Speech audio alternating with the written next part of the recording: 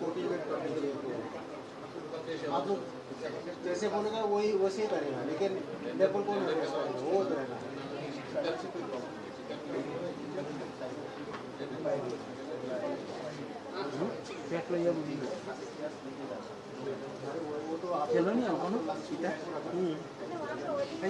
लेकिन thing is taking this here now.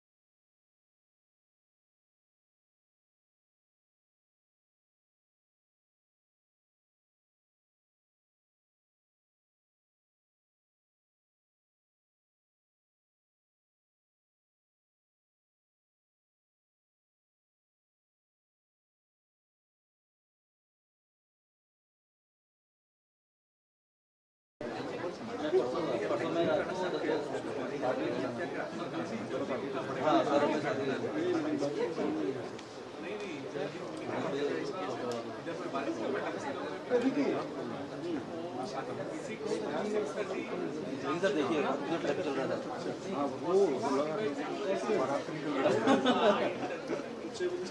Tokyo movie देखी थी उसमें पहाड़ जैसे सीन है जो सत्य करे हम लोग ऐसे लगेगा कि हाँ आज समझ लिया तो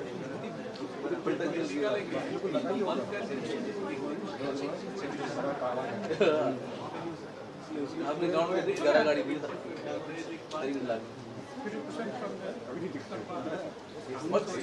सर ना कट जाएगी आगे देखा तो सारे वहीं मुड़ गए पूरे रास्ता ही वो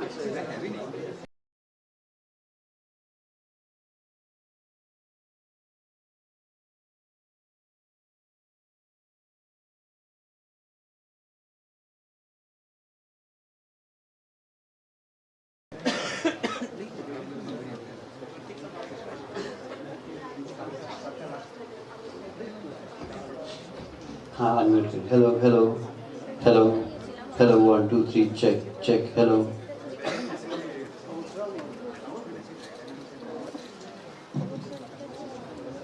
नहीं आ रहा है सर. डिले से थोड़ा डिले है बोले सर. आ रहा है.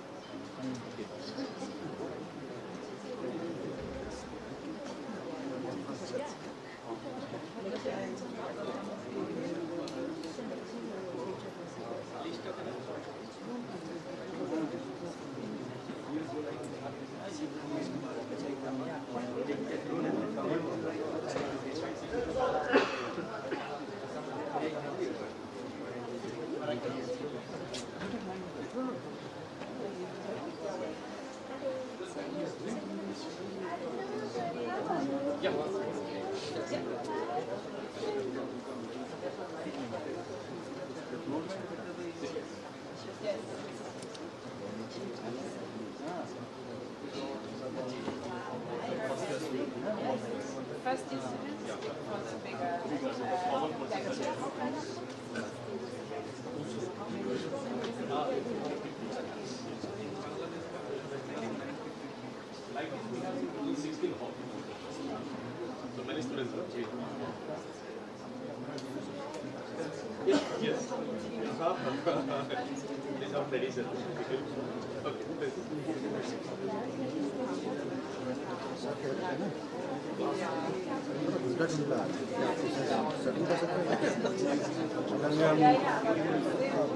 जुमला रखे ठीक है ना.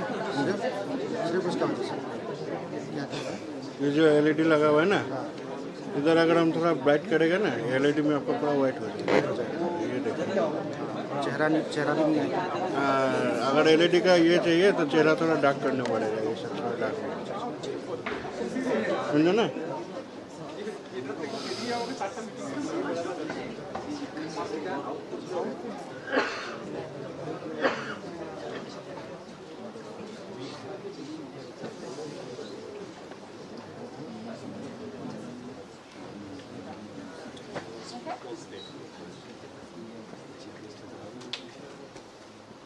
Thank you.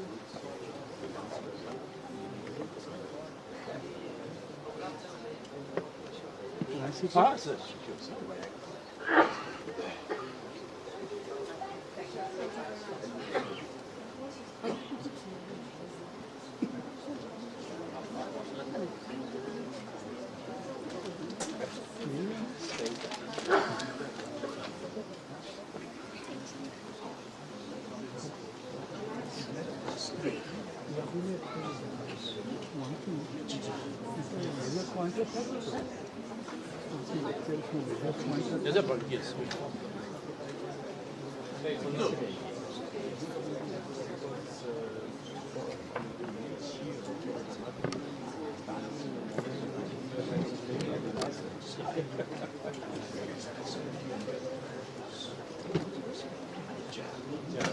As a pointer we can, but obviously one is bigger one.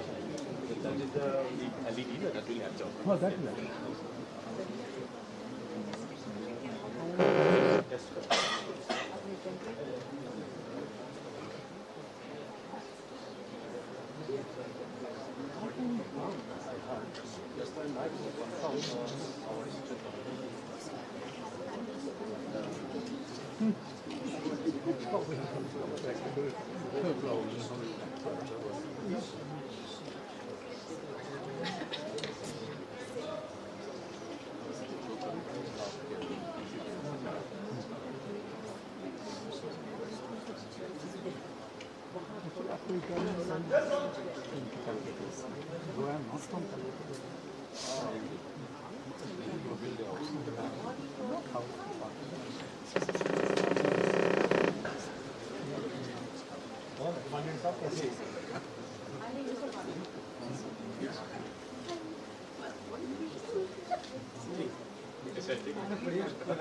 हाँ बिल्कुल ठीक।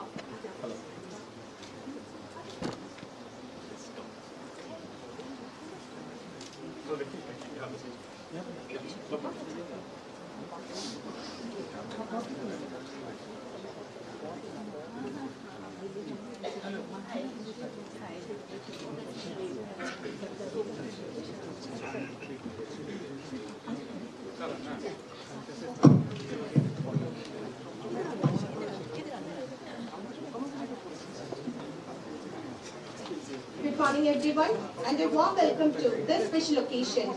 Today we gather to celebrate our Institute Day, a momentous occasion that marks the culmination of our collective efforts and achievements. Let us come together to rejoice, reflect and rejuvenate our spirits as we celebrate this special day. I am Dr. Elsa Cherian and I am honored to be your anchor for today's event. शुभ प्रभात आदरणीय संकाय सदस्यों, विशिष्ट अतिथियों, छात्रों, शोधकर्ताओं, कर्मचारियों, देवियों और सज्जनों। आज राष्ट्रीय प्रौद्योगिकी संस्थान मेघालय के प्रांगण में संस्था दिवस के उपलक्ष्य पर आप सभी का स्वागत करते हुए मुझे अपार खुशी हो रही है। यह एक महत्वपूर्ण अवसर है जो हमारे सामूहिक प्रयासों और उपलब्धियों की सर्वोच्चता का प्रतीक है। आइए इस विशेष दिन का उत्सव मनाते हुए आनंद लें, चिंतन करें और अपनी अंतरात्माओं को तरोताजा करें। मैं डॉक्टर सूरज गुप्ता हूं और मुझे आज के कार्यक्रम में आपका उद्घोषक बनने का सौभाग्य मिला है। It is a great honor to invite our esteemed dignitaries to graciously ascend to the dais. We are deeply humbled by your presence and would be privileged to have you join us. Please kindly take your seats and let us begin our celebrations. हमारे लिए बहुत गर्व की बात है कि हम अपने सम्मानीय गणमान्य व्यक्तियों को मंच पर आमंत्रित कर रहे हैं। हम आपकी उपस्थिति से बहुत अभिभूत हैं और आपका हमारे साथ होना सौभाग्य की बात है। कृपया आप अपने स्थान ग्रहण करें और हमें समारोह आरंभ करने की अनुमति दें।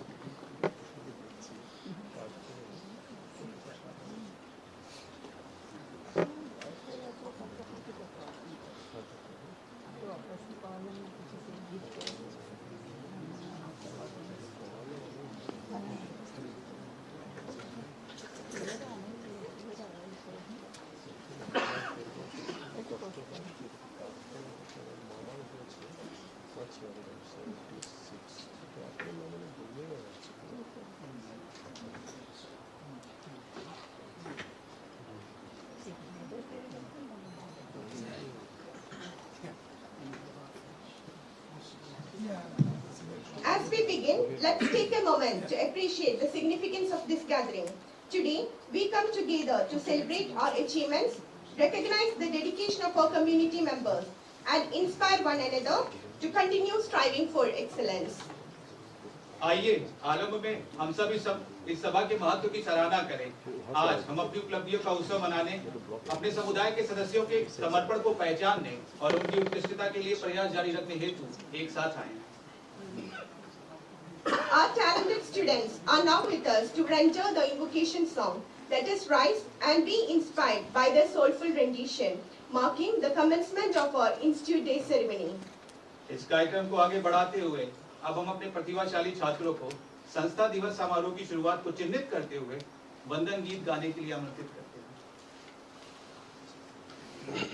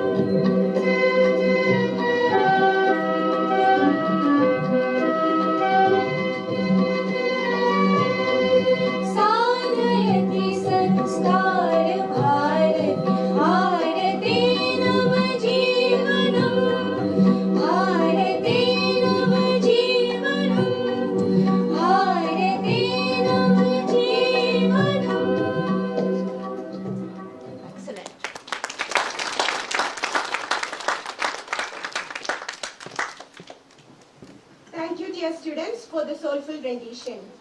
With reverence and tradition, we commence our festivities with the sacred lighting of the lamp.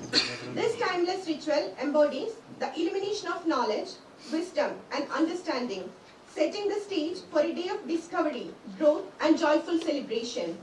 It is our honor to invite our esteemed dignitaries to graciously ignite the ceremonial lamp, marking the inauguration of our Institute Day celebrations. Your presence and blessings will illuminate our journey for knowledge and wisdom. श्रद्धा और परंपरा के साथ हम अपने उत्सव की शुरुआत पवित्र दीप प्रज्वलन से करते हैं। ये शाश्वत अनुष्ठान ज्ञान, बुद्धि और समझ की रोशनी का प्रतीक है, जो खोज, विकास और आनंदमय उत्सव के दिन के लिए मंच तैयार करता है। अब हम हमारे माननीय निदेशक, मुख्य अतिथि, विशिष्ट अतिथि, विशेष अतिथि, कुल सचिव को औपचारिक दीप प्रज्वलित करने के लिए आमंत्रित करते हैं।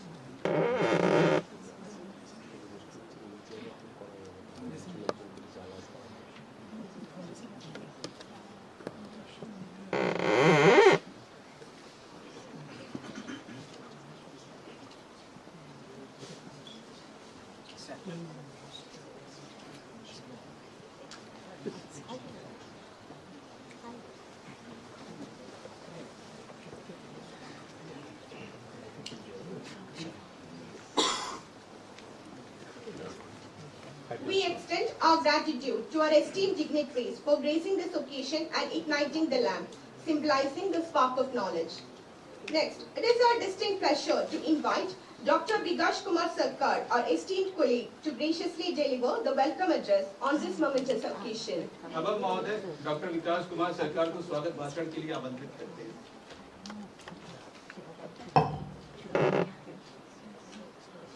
Good morning, one and all. Respected Director of NIT Meghalaya, Professor Pinakeshwar Mahanta, our esteemed Chief Guest, Professor Amitabh Ghosh, Guest of Honor, Professor Rakesh Sehgal, Special Guest, Dr. Wang Yi, Distinguished Guest, experts of the dais, my dear colleagues and beloved student.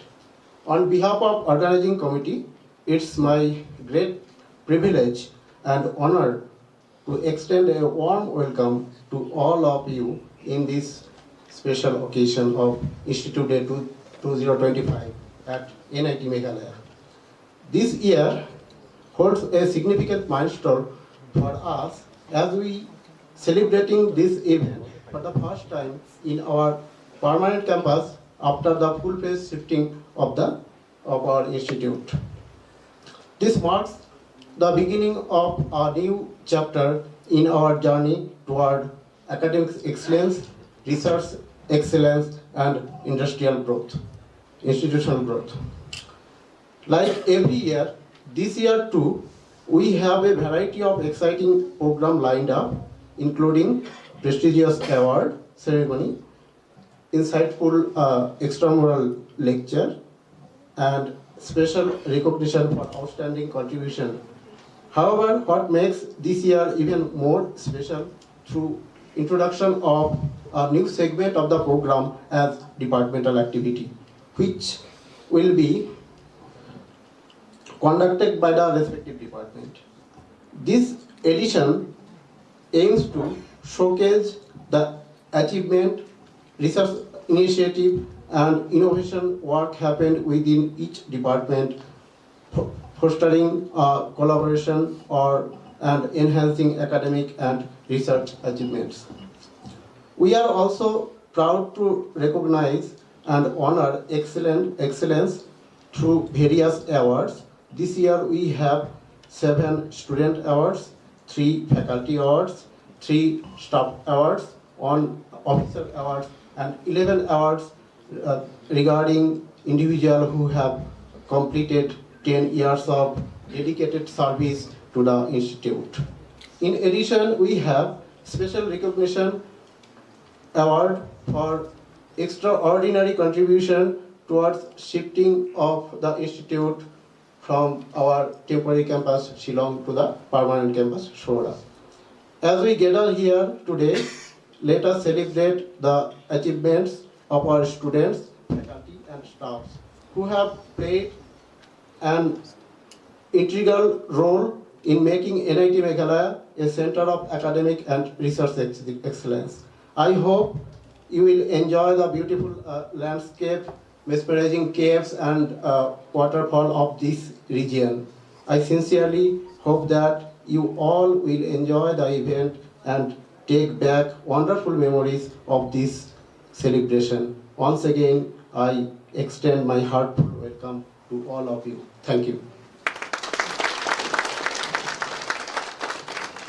Thank you, Bikasa, for delivering the welcome address and setting the tone for this occasion. Ladies and gentlemen, it's our pleasure to proceed with the felicitation of our distinguished guests. Please join me in extending a warm welcome to them with a hearty round of applause. Our Honorable Director, Professor Pinakesha Mahanta, will graciously honor them. We are profoundly grateful for their presence among us today and appreciate valuable time they have taken from their busy schedule to join us.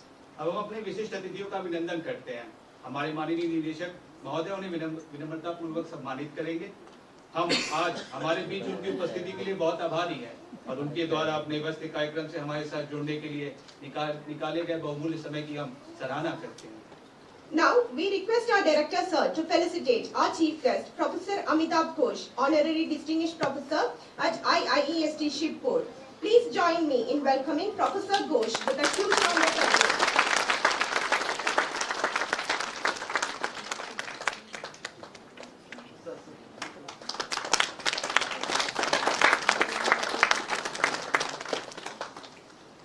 Now we request our Director Sir to felicitate our guest of honor, Professor Rakesh Sehgal.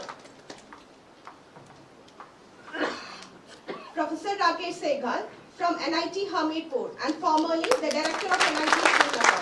Please join me in welcoming Professor Sehgal with a wide round of applause.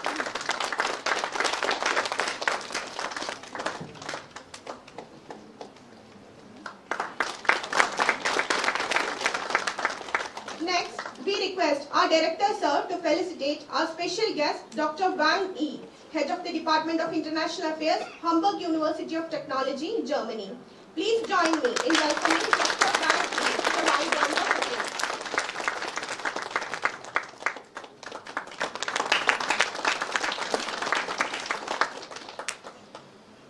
We request Director Sir to felicitate Ms. Nicole Frey, Deputy Director of the Department of International Affairs at Hamburg University of Technology, Germany. Please join me in inviting Ms. Frey to the dais to receive this honor and let us welcome her with a warm round of applause.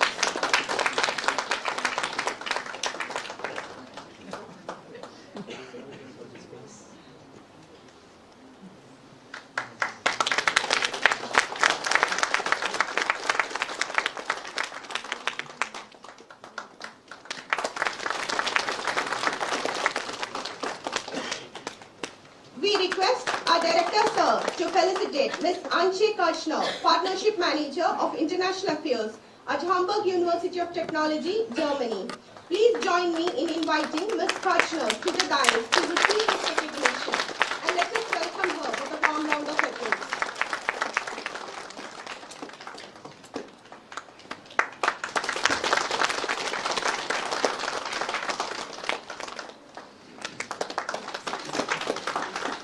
Thank you, sir, for honoring our dignitaries.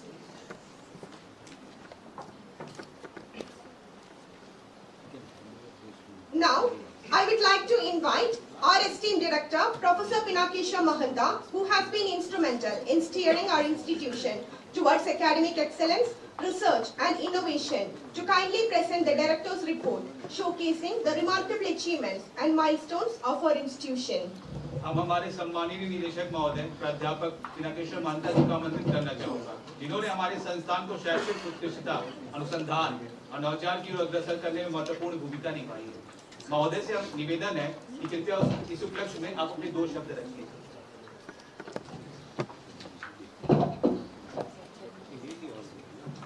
Good morning, everyone. Chief guest of today's event, Professor Amitabh Ghosh. Guest of honor, Professor Rakesh Saigalji, Dr. Wang Wei, Ms. Nicole Frey, and Ms. Anche from Hamburg Technical University and University of Hamburg. Honorable members of the Board of Governors, members of Senate, faculty colleagues, other guests, students. As director of the institute, I have the privilege to welcome you all to commemorate this 16th foundation day of the institute. We started our journey in April 2010 in a small area, I think covering 3 acres of land in Shillong. And we shifted to this permanent campus on February 3rd, started our classes with a lot of difficulties, of course. And we are in a sprawling area of 300 acres now, having most of the 70 or 80% of the facilities made so far. The other 30% facility will be completed in another 3 months' time. Then I think we'll be at par with a normal institute which is running simply. I have the privilege to give a record of the institute, what is the performance of the institute for last 1 year. NIT Meghalaya, first of all, NIT Meghalaya secured the rank of 68th position. Wow. With NIRF. And we are consistent in securing first 100 position since NIRF has been started. Also, we have also included with different other rankings like 80th position in Times Higher Education and all. Institutional ranking framework, that is IIRF, in 2024. Our 2 departments, mechanical and electrical engineering, has been given second time NBA accreditation for the year, for another 3 years up to 2027. This is the second time we are getting the accreditation for the 2 departments. We are trying to get accreditation for the Department of Computer Science and Civil Engineering next time. Today we have more than 970 students, out of which more than 250 are girl students and more than 240 PhD students. Our esteemed faculty strength is 76. 2 seats are vacant. We are going to announce it very shortly. And we'll try to recruit few of the departments to have a streamlining, like humanities and social science. We have already taken 3 more faculty members so that the strength become 4 now. Earlier it was a 1-member team for 10 years. Similarly, we have renamed the chemistry department as chemical and biological science, where we inducted a biology professor now. Also, we have adjunct professors in biology, Professor Saigal Madam. She used to come frequently and teach to students. Thank you, Madam. And we have more than 40 international students now, coming from different parts of nearby area like Bangladesh, then Myanmar, Nepal, Sri Lanka, also from Syria. We are trying to expand it when our infrastructure will be totally ready. Maybe we expect more than 100 students, international students in next year. I'm glad that the institute has marked significant strides in research and consultancy also. We got 2 FIST program amounting to more than 1.7 crore rupees this time. And also, we got more than 46 consultancy projects amounting to 4.7 crores during this year. We also received 6 notable sponsored projects from various agencies such as Telecom Centers of Excellence, TTDF, ISRO, NAVIC, etc. And that amounts to 2.7 crores. This funding will be instrumental in establishing a state-of-the-art testing facilities for low-head hydroturbine in the PEACE project, and this will be also advancing sustainable energy solutions for rural communities in Meghalaya. Our students continue to shine in various national and international platforms. I extend my heartfelt congratulations to Ms. Rimpi Kumari Shah from Physics Department for receiving the Young Researchers Award for the second International Conference on Recent Advances in Fluid Mechanics and Nanoelectronics held in 2024. Apart from that, our students like Omkar Raj Aryan delivered expert talk in IIT Bombay. Anushka Sarasia got Best Paper Awards in DUSCI 2024. Our student Himanshu Barman ranked in GATE 21 position this time. Maya Prasant Patil also got rank of 159, and more than 30 students got good rank in GATE this time. Shreya Poddar, one of the bright students of our BTech Computer Science, got highest package of offer, that is 51.03 lakhs per annum. Congratulations to her. Our faculty continue to make significant contributions in academics and research. Dr. Subhankar Majumdar from EC Department was awarded Young Faculty Award Research Fellowship under Vishesharya PhD scheme. Congratulations to him. Also, many of the faculty members are involved in various departmental and interdepartmental talks like invited talks, conducting workshops, participation in national and international conferences, and served as a member of scientific societies during the year. Dr. Atanu Singha Rai was recognized as outstanding top 2% scientist by Stanford University Survey. Our placement record is very good now. A total of 75 companies visited us so far.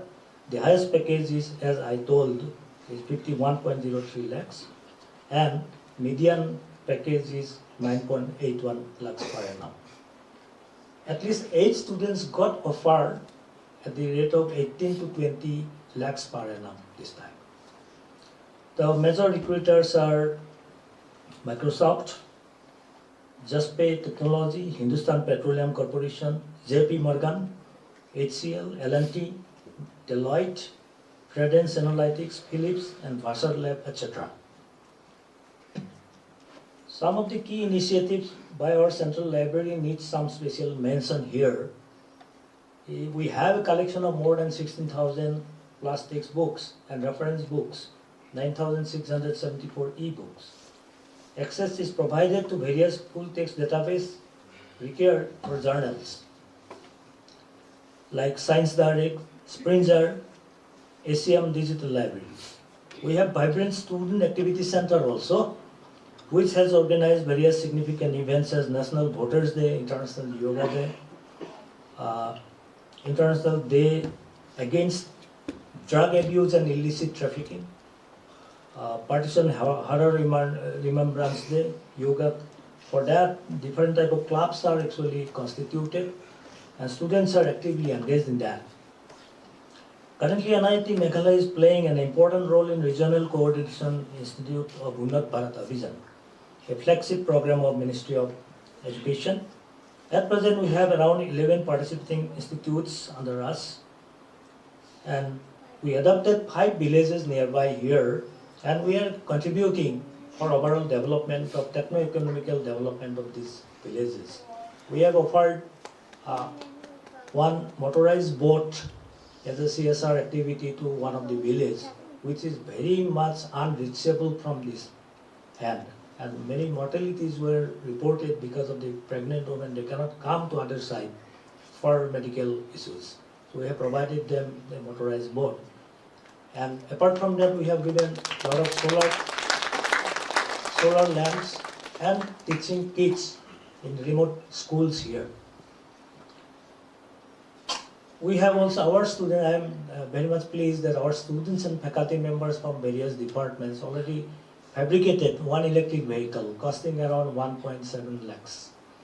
And it is a 4-seater vehicle. Some of our guests already have tested it. And we are going to, our aim is to have 7 such vehicles with 7-seater and 4-seater. That will be flying within the campus. That will be helpful for students and staff. Lastly, I'd like to mention about the infrastructure development.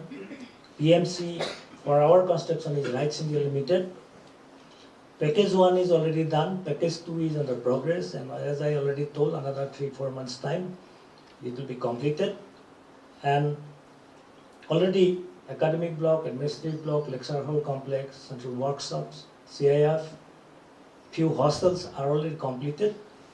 So at least we can function from these buildings, and once this whole residential quarters are under construction, once this is done, I think it will be a full-fledged campus in 3-4 months' time. We have also brought a bank, post office is also nearby. A market may be developing very soon, so that it will become easy for everybody to access. As we move forward, let us remain committed to our vision of academic excellence, research innovation, and societal contributions. I urge our students to continue striving for knowledge and excellence, our faculty to persist in their dedication to teaching and research, and our staff to support our collective mission. Together, we will continue to shape the future of education and technological advancement in our region and beyond. Thank you. Let us try work together to reach new heights. Thank you very much.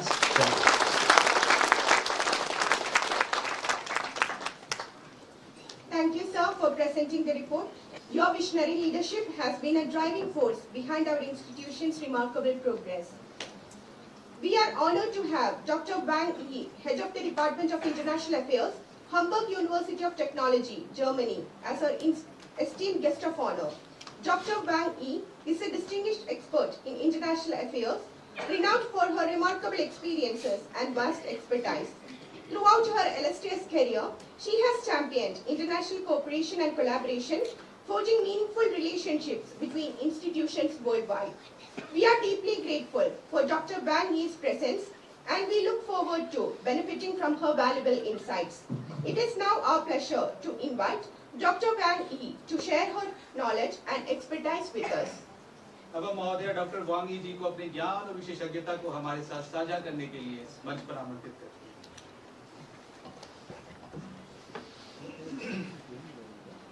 Good morning, everyone. Good morning, distinguished guests and our hosts. It's our great pleasure to be here today to be part of your institution day, and this truly means a lot for us. And as introduced, myself, I'm heading the Department of International Affairs in the Hamburg University of Technology.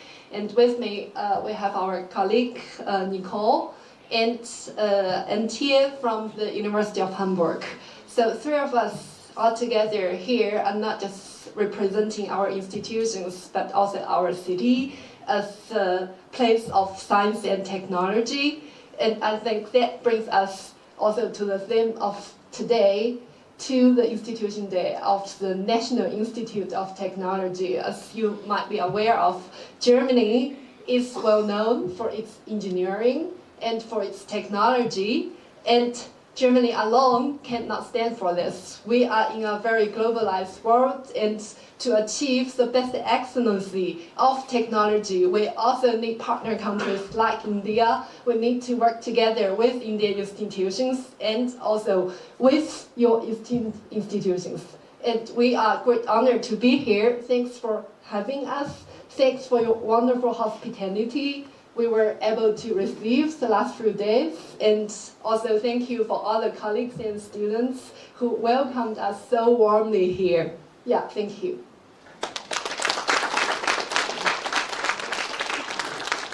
Thank you, ma'am, for your insightful and inspiring address. It is now our distinct pleasure to honor and recognize our devoted employees who have achieved a remarkable milestone, completing 10 years of exemplary service to our institution. We extend our heartfelt gratitude for their unwavering commitment, loyalty, and dedication, which have been instrumental in our growth and success. I now invite our Honorable Registrar, Dr. Bhaskar Jyoti Chakravarti, to kindly announce the names of our esteemed awardees. Subsequently, I request our Honorable Director, Professor Pinakesha Mahanta, to graciously present the awards to these deserving employees. हमें अपने समर्पित कर्मचारियों को सम्मानित और विज्ञान करने में विशेष खुशी हो रही है, जिन्होंने एक उल्लेखनीय उपलब्धि हासिल की है। हमारे संस्था के लिए अनुकरणीय सेवा के 10 साल पूरे किए हैं।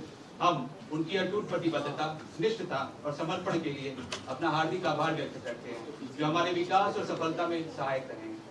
अब हम हमारे माननीय कुल सचिव महोदय डॉक्टर भास्कर ज्योति चक्रवर्ती जी को आमंत्रित करते हैं कि वे कृपया हमारे सम्मानित कर्मचारियों के नामों की घोषणा करें, और हम अपने निदेशक महोदय प्राध्यापक पिनाकेश्वर महंता जी को आमंत्रित करते हैं कि वे उन्हें प्रशंसा प्रमाण पत्रों से सम्मानित करें। Good morning, everyone. Respected all distinguished guests in the dais and of the dais, faculty members of NIT Meghalaya, my dear colleagues, students. It is my privilege to announce the list of our faculties and non-faculties who have completed their 10 years of long dedicated service to the institute. First, I call upon Dr. Vikas Kumar Devnath of Mechanical Engineering Department. Please come forward. Biplab Kumar Devnath, sorry. Mechanical Engineering Department.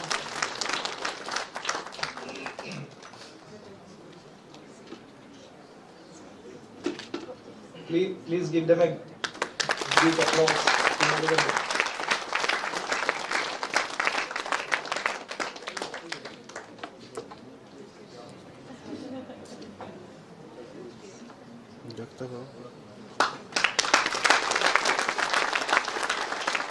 Next is Dr. Kaushik Das of Mechanical Engineering Department. Please come forward.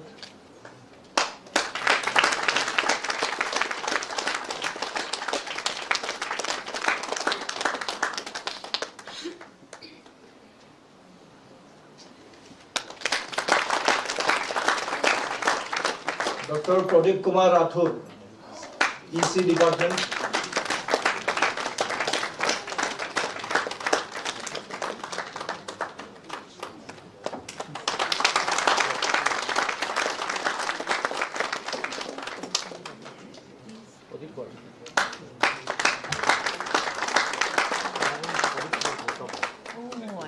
Dr. Hidoymoni Kolita of Civil Engineering Department, please come forward and receive your recognition.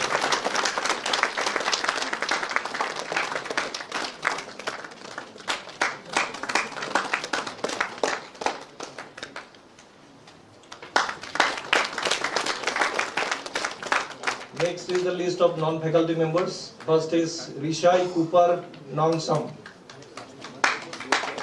Rishai, please come. He is from Accounts Department.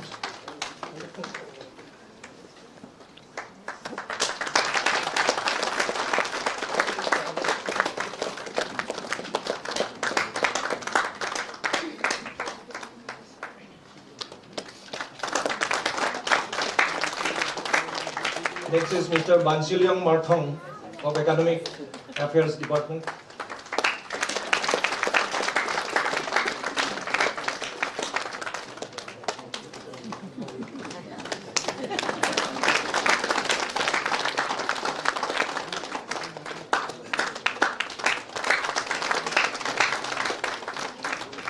Mr. Klorsing Kamres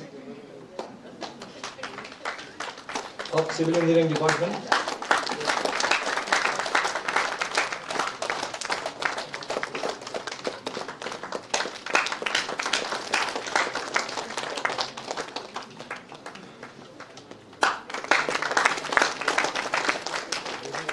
Next is Rebecca Sadap of EC department. Rebecca. Okay, she is absent today. Next is Hamklet Wallapir.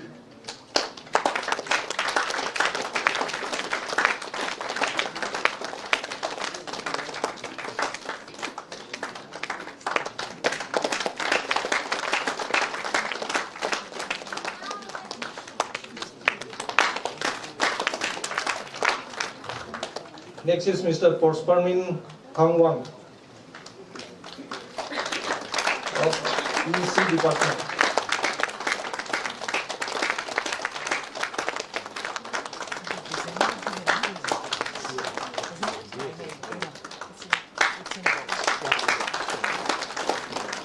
Next is Mrs. Ambika Rai of establishment. I think she is on leave today. Okay, thank you, sir. Thank you all. Thank you, Registrar Sir, for kindly announcing the names, and thank you, Director Sir, for graciously presenting the awards to our dedicated employees. Now, it is our privilege to introduce our esteemed guest of honor, Professor Rakesh Sehgal, a distinguished academician and administrator.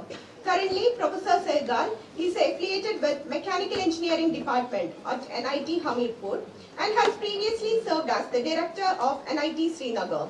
Throughout his illustrious career, Professor Sehgal has made significant contributions to academia. Notably, his leadership at NIT Srinagar was instrumental in transforming the institution with notable improvements in academics, infrastructure and campus life. It is now our pleasure to invite Professor Sehgal to address us and share his invaluable insights and experiences. He will also deliver an extramural lecture on startup ecosystem, offering valuable perspectives on building and sustaining successful startups. अब हम प्राध्यापक राकेश सहगल जी को आमंत्रित करते हैं कि वे हमें संबोधित करें और अपनी अमूल्य अंतर्दृष्टि को हम सबके साथ साझा करें। हर नया सफर एक नए सपने की तरह होता है। हर नया सफर एक नए सपने की तरह होता है। संघर्ष से संवरता, उम्मीदों से रोशन होता है। आज के इस खास दिन पर एक नई रोशनी जलाएंगे, NIT मेघालय को नए शिखर तक पहुंचाएंगे। A nation's progress is built on the foundations of knowledge, innovation, and perseverance. And today, as we celebrate the Institute Day of NIT Meghalaya, we honor an institution that has been a beacon of these values. Chief guest of the occasion, a veteran and accomplished Professor Amitabh Ghosh. I had a dream to meet him because we used to read his books, and that dream has come true thanks to Professor Mahanta. Guest of honor, Dr. Wang Yi, Director, a very visionary and dynamic director of NIT Meghalaya, Professor Mahanta. Other distinguished guests, member of the Board of Governors of NIT Meghalaya, faculty colleagues, staff members, professionals from press and media, dear students and future leaders, a very good morning and namaskar to all of you. It is an absolute honor to stand before you today, not just to celebrate another milestone of NIT Meghalaya, but to reflect on its journey and its future. An institution is not built merely with bricks and mortar, but with vision, hard work, and relentless pursuit of excellence. This day is a celebration of your achievements, the progress you have made, and the vision that drives this institution forward. इस संस्थान की नींव सिर्फ ईंट और पत्थर से नहीं, बल्कि ज्ञान, परिश्रम और समर्पण से बनी है।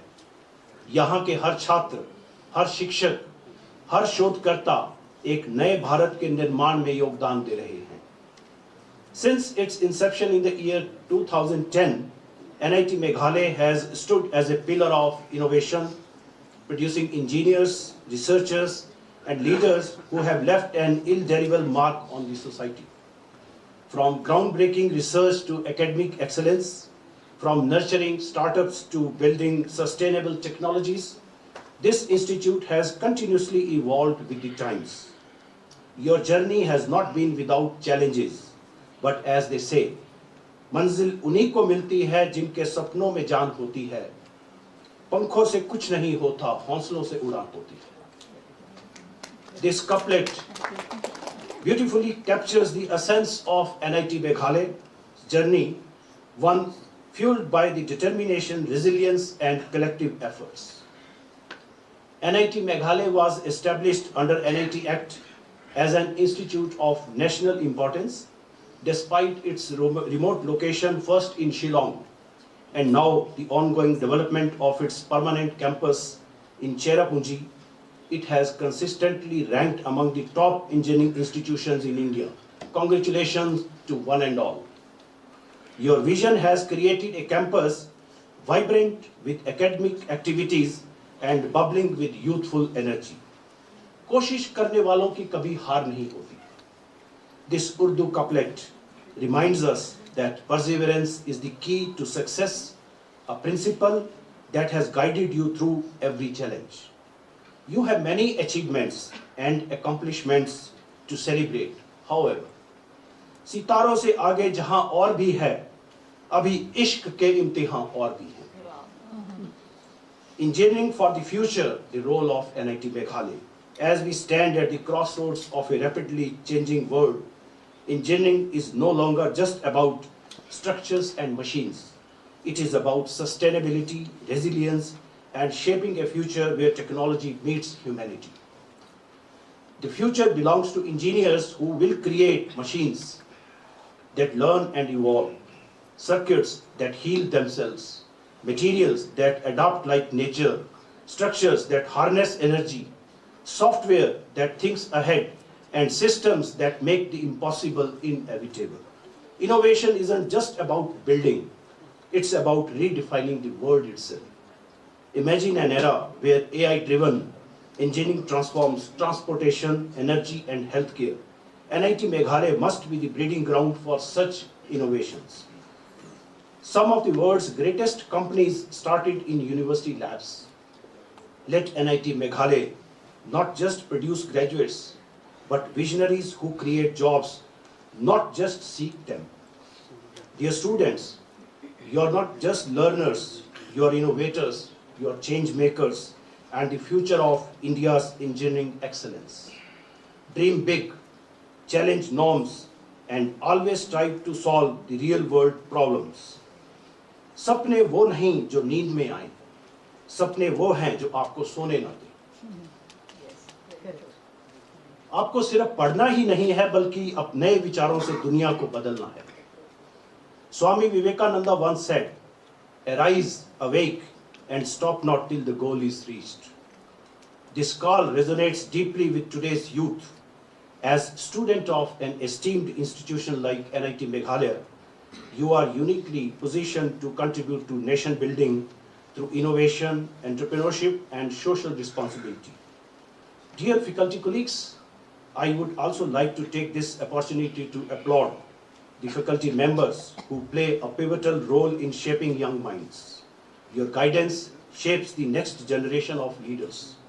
Continue to inspire curiosity, nurture critical thinking, and push the boundaries of knowledge. शिक्षक वह दीपक है जो खुद जलकर दूसरों को रोशन करता है. This Hindi couplet aptly describes your role as mentors who illuminates the path for others. आपकी मेहनत से यह संस्थान आगे बढ़ रहा है और आने वाले वर्षों में आपको इसे नई ऊंचाइयों तक लेकर के जाना है. On this institution day, let's not just celebrate our past but ignite a vision for the future where NIT Meghalaya becomes the epicenter of technological revolutions, sustainable innovations, and global leadership in engineering. May this institution continue to rise, shaping minds, transforming lives, and building a better tomorrow. Let's march forward with pride, purpose, and passion. In conclusion, I would like to express my heartfelt gratitude for inviting me to be a part of this great celebration. It has been inspiring to witness the spirit of innovation and excellence that defines NIT Meghalaya. As you move forward on this journey, remember that success is not just about reaching a destination, but about making a meaningful impact along the way. चलो आज एक नया इरादा बनाते हैं, हर मुश्किल से लड़ने का वादा निभाते हैं, NIT मेघालय को ऊंचाइयों तक पहुंचाने का एक नया इतिहास रचाने का सपना सजाते हैं. Let's all pledge today to continue striving for excellence in every endeavor. Together, let's make NIT Meghalaya not just an institute, but an inspiration for generations to come. Jai Hind, Jai Vigyan, Happy Foundation Day to all.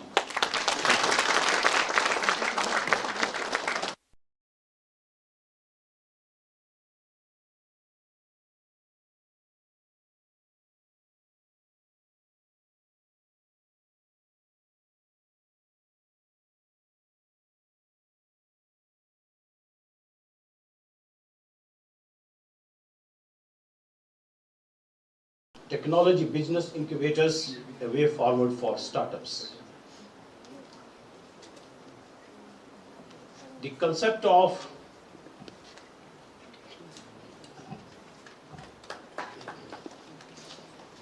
thanks to our German guests who have to now leave.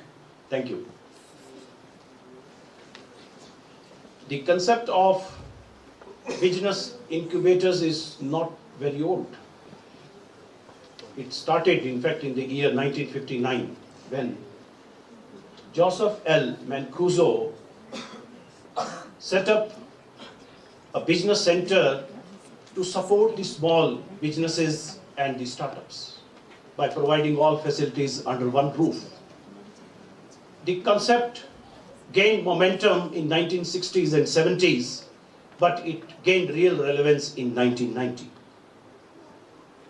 The term startup was coined somewhere in 1970s, but it was actually used in 1990. It means the young technology companies. So the technology business incubators, from the normal business incubators, this term came to use to describe an organization which takes care of all the needs of the startups, the ideas, the innovative ideas, which are technology intensive. These are the developments we can see. As of early 2025, there are now 1,100 active incubators, whereas in 2020 there were just 731. The technology business incubators, TBIs, they increased from 170 in 2010 to 731 by 2020, whereas the startups, from 450 recognized startups in 2014, now there are approximately 1,57,000 registered startups in our country. So we can just see how exponentially, this startup, this ecosystem has increased. What is the aim? What is the purpose? Purpose is inclusivity, to engage our youth, to have a bank of innovations, to solve socio-economic problems, to engage our youth in solving the problems which our communities are facing, to engage our youths in the flagship programs of Government of India, such as Make in India, Make for India, Skill India, Viksit Bharat. These are all Atmanirbhar Bharat. These are the dream projects of our government, and through startup ecosystem, we can definitely contribute in this vision of our government. These statistics give you some comparison, among different states. Now, almost every state out of 36 states and union territories in our country, every state government or union territory government has some kind of startup policies. You can just compare. I have just given 6 or 7 NIT Meghalaya, it is Chief Minister's Elevate program, where the performance capital grant up to rupees 5 lakhs for each successful setup is given, and up to 7 lakhs the GST reimbursement is also provided. And the sectors, it is for multiple sectors, but definitely it emphasizes on agriculture, tourism and healthcare. These are some of the government agencies who are supporting this startup ecosystem. The first one is National Science and Technology Entrepreneurship Development Board. The second one is the Department of Science and Technology. And the third one is Ministry of Small and Medium Enterprises. We have a scheme which is called as NITI ITBI. This is for National Initiative for Development and Harnessing the Innovations. Most of the institutions, most of the centrally funded institutions and other state government universities, they are taking advantage of this scheme. This scheme provides a grant of 5.5 crores. Out of that, you can establish an incubation center by providing all the facilities to the startups, and you can fund 25 startups ranging from 6 lakhs to 10 lakhs. So 2.5 crore is exclusively earmarked for helping the startups with the seed grant. Then TBIs are ecosystems which are actually one-stop solutions for every problem.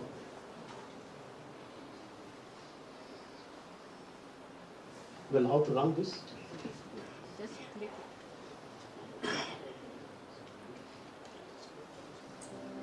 Greennovator Incubation Foundation, or GIF, an ITBI established under DST's NITI scheme at NIT Srinagar that supports startups working on green technologies and sustainable solutions and provides varied facilities to GIF incubated startups. In the main building, we have facilities such as co-working spaces, Fab Lab that helps in idea transformation to prototyping through unique facility of 3D scanners and printers. With experienced and dynamic leadership, the possibilities at GIF are endless. GIF has a high-tech conference room with hardware and software calling facilities, with a mini pantry. We also have a maker's lab with wire EDMs and a 5-axis CNC machine to turn your dreams into reality. We also have a front office that facilitates executive meetings. GIF incubated startups supported by DST's ITBI NITI scheme have brought laurels by receiving appreciation not only from the local government but also from the Honorable Prime Minister. GIF incubated startups have brought social change by coming up with green solutions and by employment generation. We support startups like JK Green Tech, who are harnessing solar energy in Kashmir by coming up with sustainable home design to reduce electricity consumption and curb climate change. Or startups like Skyrobo Drones have come up with a system of emergency medicine delivery and blood transfer between hospitals, thus saving lives.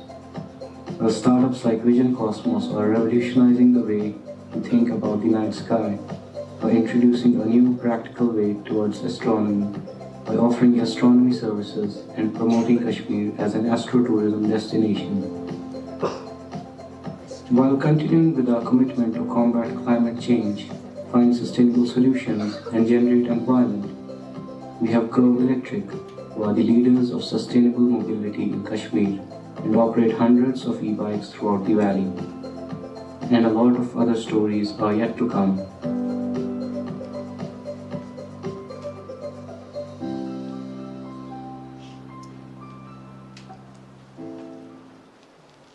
So these are some of the technologies which have been developed, but this is under MSME scheme. We got a grant of ₹1 crore to provide seed money to 4 startups. So this is these efforts were under that MSME scheme. But we have about 12 startups working under ITBI NITI scheme too. So this is a machine which is for processing the saffron. Saffron is a very precious product of Kashmir, and manually it's very difficult to process it because it needs a lot of, the handling, it needs proper handling of the saffron. So one of our startup, it has developed a machine for processing this, and there's another innovation, a seed sowing machine. Lot many seed sowing machines are available in the market, but the advantage of this was that it has an adapter which can take different size seeds.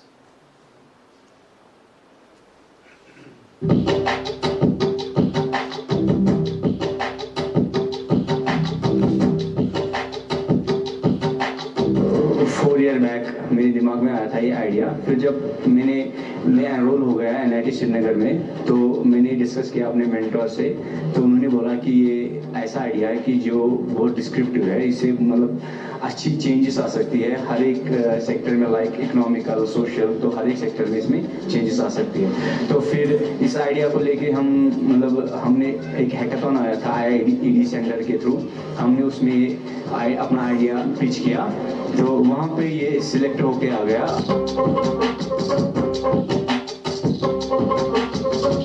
Concept efforts के बाद 1 साल तक मैंने इस पे काम किया और ये हमारे पास रेडी होके मशीन में आ गया। जो हमारा सैफरन होता है, जब हम हार्वेस्ट करते हैं तो हमारे पास विथ रूट सैफरन आता है विथ पेटल्स, तो उसको हम क्या करते हैं, वो रूट को हमें काटना होता है क्योंकि मार्केटेबल प्रोडक्ट जो होता है उसमें रूट काट के होता है। तो इसका काम यही है कि रूट को काटना और वो फिर उसको अलग कर देना।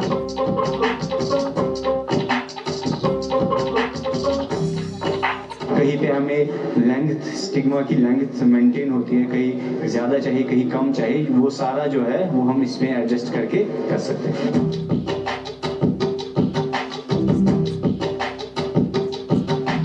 1 किलो सैफरन को प्रोसेस करने के लिए मैनुअली लगभग उसका खर्चा आता है 4 से 5 हज़ार, अगर हम लेबर का यूज़ करते हैं। वही अगर हम इस मशीन की बात करेंगे तो इस मशीन को हम 2 से 3 किलो को 1 घंटे में या 1.5 घंटे में आराम से प्रोसेस कर सकते हैं, जिसकी वजह से इस मशीन को यूज़ करके सैफरन की प्रोसेसिंग कॉस्ट आधे से भी कम हो सकती है। अभी हमने मशीन की प्रोसेसिंग कॉस्ट को फाइनलाइज नहीं किया बिकॉज हमें electricity. Okay, so we have 2 initiatives at NIT Srinagar. One is MSME, incubation center. Another is ITBI NIT, and both are running very successfully. And we have established a Section 8 company with the name Greenovator. So the startups are supposed to work on the green technologies there. This is another, now presently I am at NIT Hamirpur.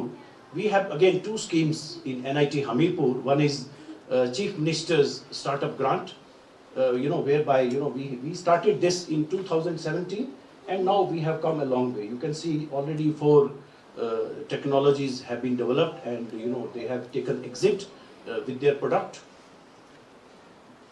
These are some of the facilities which we have created in NIT Hamirpur for the startup ecosystem.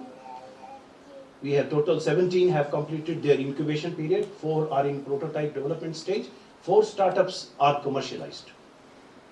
This is the list of the startups, who have already commercialized their product, and the number of employments which they have generated, their annual turnover.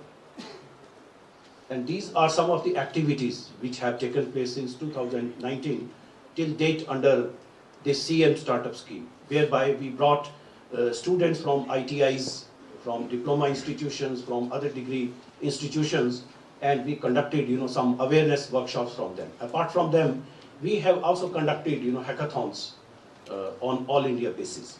Recently we conducted one hackathon. This is a National Startup Summit 2025, where 2 main events took place. One was Ideathon, where 24 selected teams presented their innovative startup ideas before a distinguished jury. None of the member of the jury was from NIT Hamirpur. They were all from the industry people, so that there could be an impartial, judgment for these. The another activity was 24-hour productathon, where the participating teams were given 24 hours to make the prototype of their product and, convince the jury about that.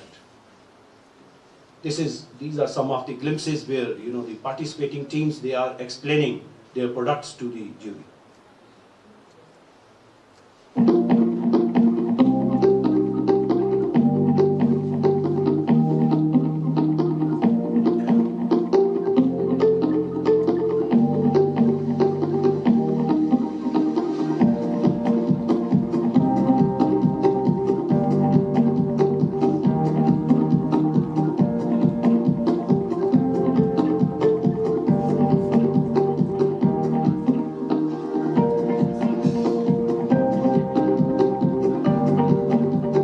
person is a local shopkeeper. He had a repair shop. He came with this idea.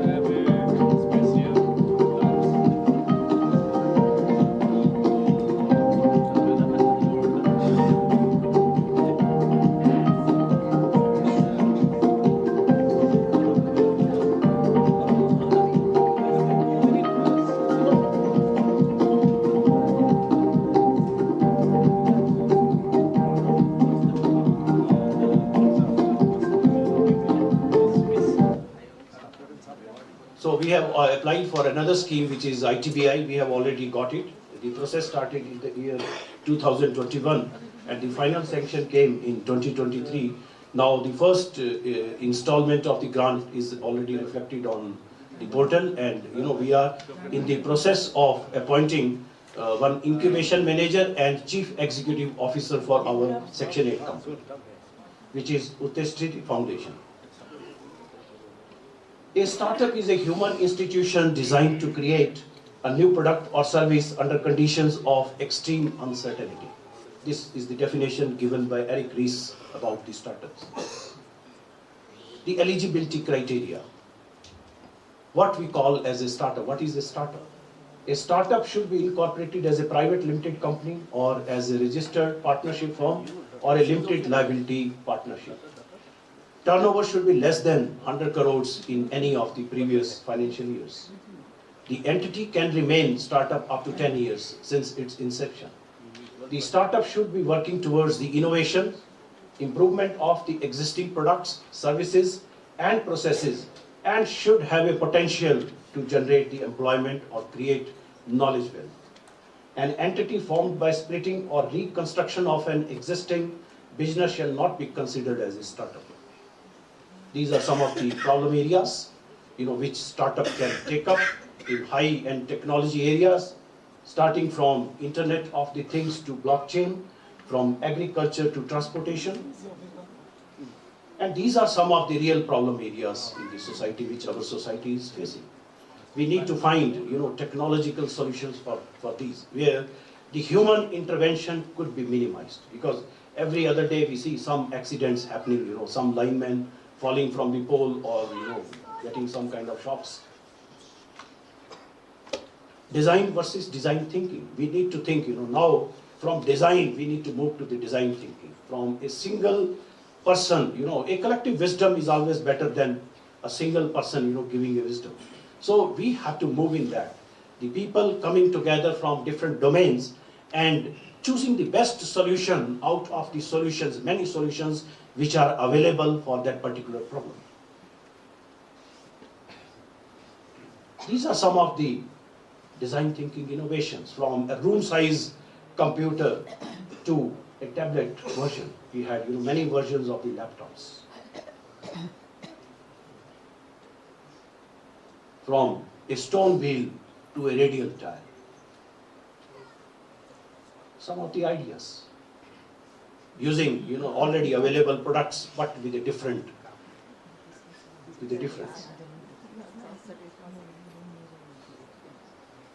Japanese farmers, they grow square watermelons for convenient shipping and refrigerator storage. So this is one of the innovative ideas. Pillow. Some people are in the habit of using their arm while sleeping. So this is another innovation. These are all small ideas. Uber, Alibaba. Challenges. The biggest challenge is all of us, we hear that it's only 6% success rate for these startups. 90%, more than 90% startups, they fail within 5 years of their inception. What are the reasons? The reasons are poor planning, poor team, poor technology, poor technological solutions, So we need to poor ethics, poor team and poor ethics. So we need to come over these issues and then work for the success of our startups. The biggest challenge is funding. But now every now and then we hear angel investors. We have certain companies who are ready to invest, venture capitalists, government schemes, bank loans. Even some of the bigger incubators, they also fund some of the startup efforts. We have big incubators like NIT incubators. Even BITS Pilani has a good, they also have a big incubation center. These are some of the government schemes where we get support in the form of fellowships, monthly fellowships. We get a seed grant, we get proof of concept grant, we get a seed or relief funds. They are available to all types of startups.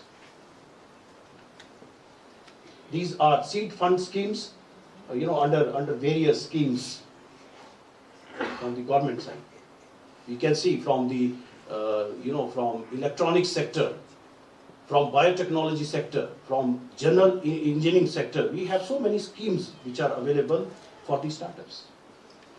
These are some of the top funded startups in India.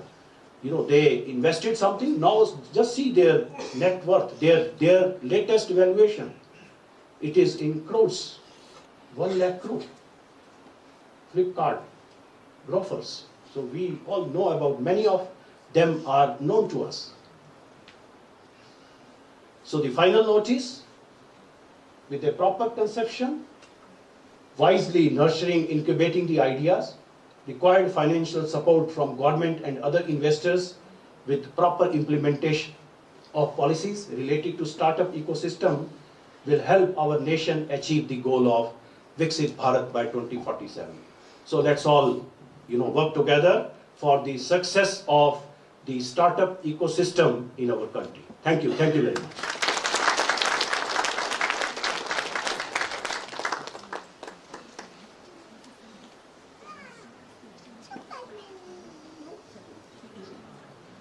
Thank you, sir, for your enlightening address and invaluable insights on startup. Your presence has truly enriched our gathering. Next, we proceed to confer awards for our outstanding students. These exceptional individuals have consistently demonstrated remarkable talent, unwavering perseverance, and unrelenting commitment to excellence. We are delighted to acknowledge and celebrate their remarkable achievements. I invite Professor Poonam Sudeep Mangal, Dean of Student Welfare, to kindly announce the names of our esteemed student awardees. Subsequently, I request our Honorable Director, Professor Pinakisha Mahanta, to graciously present the awards to these deserving students. अब हम अपने छात्रों को विभिन्न उत्कृष्टता के लिए पुरस्कार देकर सम्मानित करेंगे। इन विद्यार्थियों ने अतुल्य प्रतिभा, दृढ़ता और प्रतिबद्धता का प्रदर्शन किया है और हमें उनकी उपलब्धियों को स्वीकार करते हुए अत्यंत खुशी हो रही है। हम अधिष्ठाता विद्यार्थी कल्याण प्राध्यापक पौनम सुधीर मंगाली को आमंत्रित करते हैं कि वे कृपया पुरस्कार विजेताओं के नामों की घोषणा करें और हम अपने निदेशक महोदय प्राध्यापक पिनाकेश्वर महंता जी को आमंत्रित करते हैं कि वह उन्हें पुरस्कारों से सम्मानित करें। Thank you. A very good morning to one and all. With the permission of the chair, I take the pleasure of announcing the student awards. We have Subhadeep Sinha from the Department of Electronics and Communication Engineering for the best sportsperson in the male category.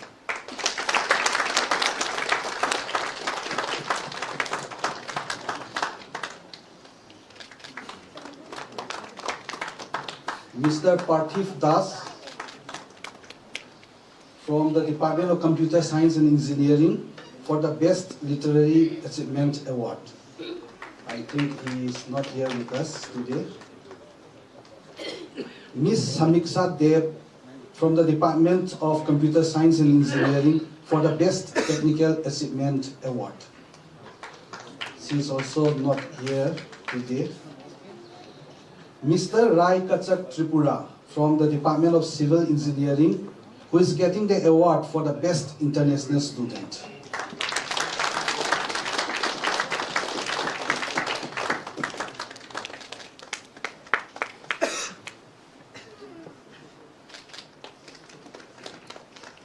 Ms. Likha Memin from the Department of Civil Engineering, who is getting the award for the Best Improved Undergraduate Student.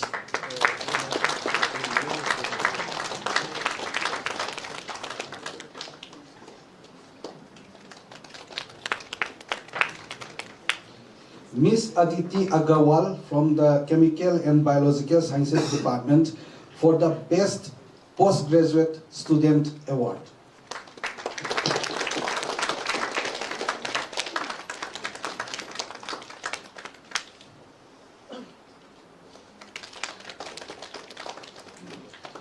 Mr. Badavat Navin from the Department of Civil Engineering, who is getting the award for the best PhD student.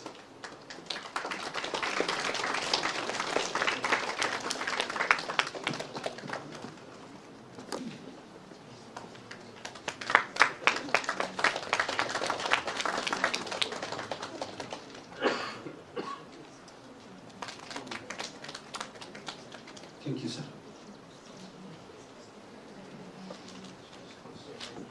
Thank you, Sudeep sir, for announcing the names, and thank you, Director sir, for graciously presenting the awards to our outstanding students. Next, we proudly honor our dedicated officers and staff members with the Officers and Staff Awards in recognition of their tireless efforts, unwavering commitment, and invaluable contributions to our institution. They are the backbone of our organization, and their selfless dedication has been instrumental in driving our success. We are grateful for their hard work and commitment to excellence. I now invite our Honorable Registrar, Dr. Bhaskar Jyoti Chakravarti, to kindly announce the names of our esteemed awardees. Subsequently, I request our distinguished guest of honor, Professor Ragesh Sehgal, to graciously present the awards to these deserving staff members. अब हम अपने समर्पित कर्मचारियों को कर्मचारी पुरस्कार से सम्मानित करेंगे। इन्होंने हमारी संस्था के उत्थान में अटूट मेहनत और प्रतिबद्धता को प्रदर्शित किया है। हमारे कर्मचारी हमारे संगठन के स्तंभ हैं और उनके निस्वार्थ प्रयास हमारी सफलता में सहायक रहे, जो कि सहृदय सराहनीय है। अब हम हमारे माननीय कुल सचिव महोदय डॉक्टर भास्कर ज्योति चक्रवर्ती जी को आमंत्रित करते हैं कि वे कृपया हमारे सम्मानित पुरस्कार विजेताओं के नामों की घोषणा करें, और हमारे विशिष्ट अतिथि प्राध्यापक राकेश सहगल जी से अनुरोध करते हैं कि उन्हें पुरस्कार से सम्मानित करें। Thank you. I call upon Mr. B. Blawa, Assistant Register, Finance and Accounts Department, to receive his award. Mr. Blawa, I think he is absent today. Then Mr. Susanta Nath, please come forward and receive your recognition.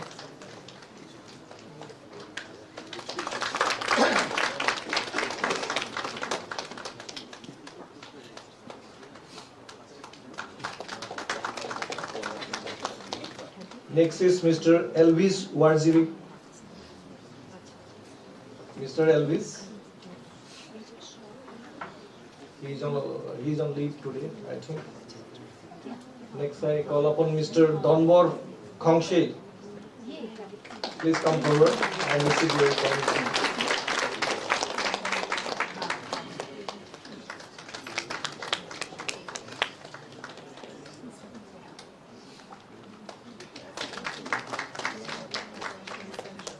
Thank you. Thank you, Registrar sir, for kindly announcing the names, and thank you, Professor Sehgal, for graciously presenting the awards to our dedicated officers and staff members. Next, we proudly recognize the outstanding contributions of our dedicated employees who have played a pivotal role in the successful relocation of our institute from its temporary campus in Shillong to its permanent campus in Soda. Their tireless efforts, unwavering commitment, and exceptional performance have been instrumental in ensuring a seamless transition. We are deeply grateful for their dedication and hard work. I invite Professor Saket Mukherjee, Dean Faculty Welfare, to kindly announce the employee awards. Subsequently, I request our Honorable Registrar, Dr. Bhaskar Jyoti Chakravarti, to graciously present the awards to these deserving employees in recognition of their outstanding contributions. हम गर्व से हमारे समर्पित कर्मचारियों के अद्वितीय योगदान को पहचानते हैं, जिन्होंने हमारे संस्थान को शिलांग के अस्थायी परिसर से सौरभ के अस्थायी परिसर में सफलतापूर्वक स्थानांतरित करने में अपनी महत्वपूर्ण भूमिका निभाई है। उनके निरंतर प्रयासों, अडिग प्रतिबद्धता और असाधारण प्रदर्शन ने एक सहज स्थानांतरण सुनिश्चित की है। हम उनके समर्पण और कठिन परिश्रम के लिए अत्यंत आभारी हैं।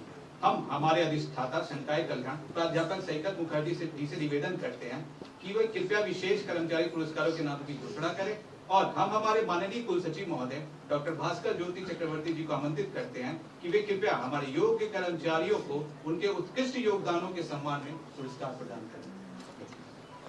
So along with many faculties, various non-teaching staff, of the institute put a great effort in, shifting the institute to its permanent campus here at Shora. A special recognition to some of them. Mr. Maisalmon Pingrok, Assistant Engineer Civil.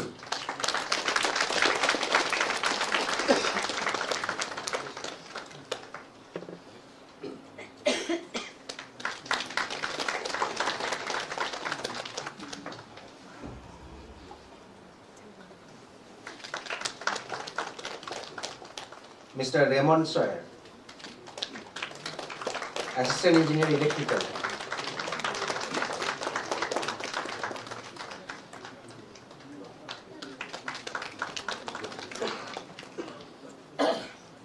Mr. Wanbor Mainsang,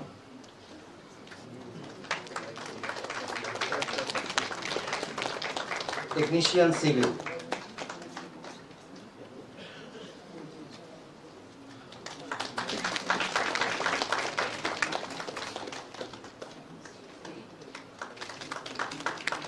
Mr. Garanstar Birsat, Technician Civil.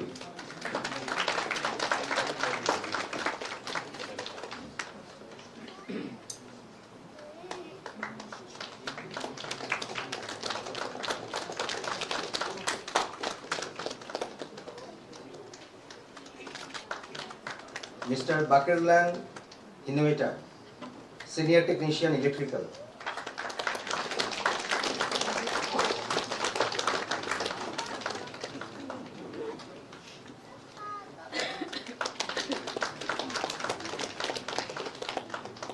Mr. Paul Mickey Malgyang, Technician Electrical.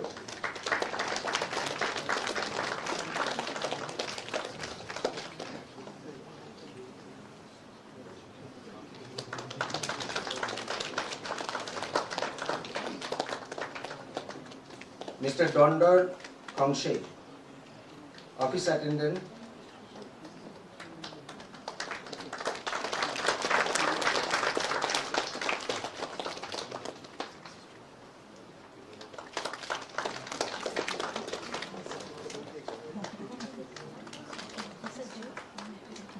Mr. Payava Trevor Tarian, Office Assistant, Register Office.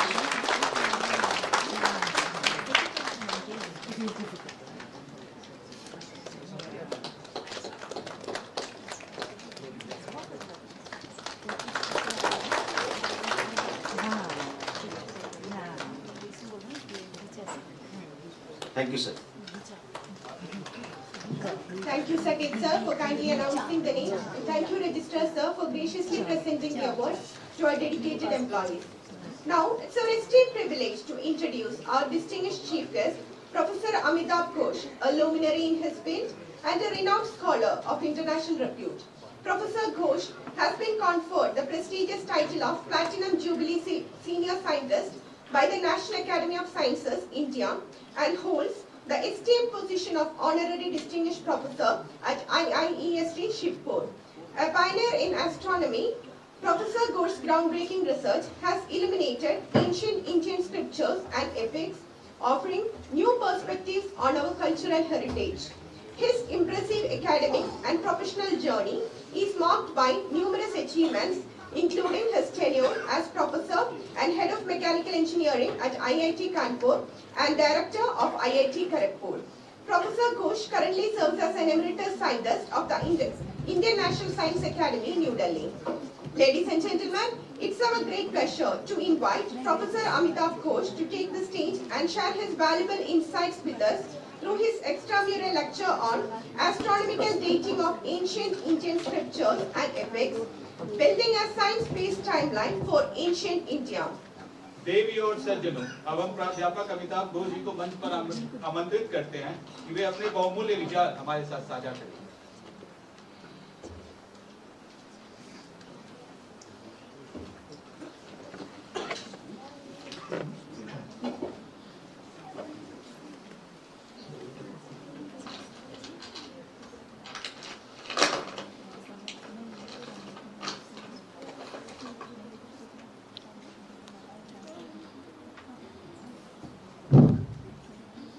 It's a very good day to all of you.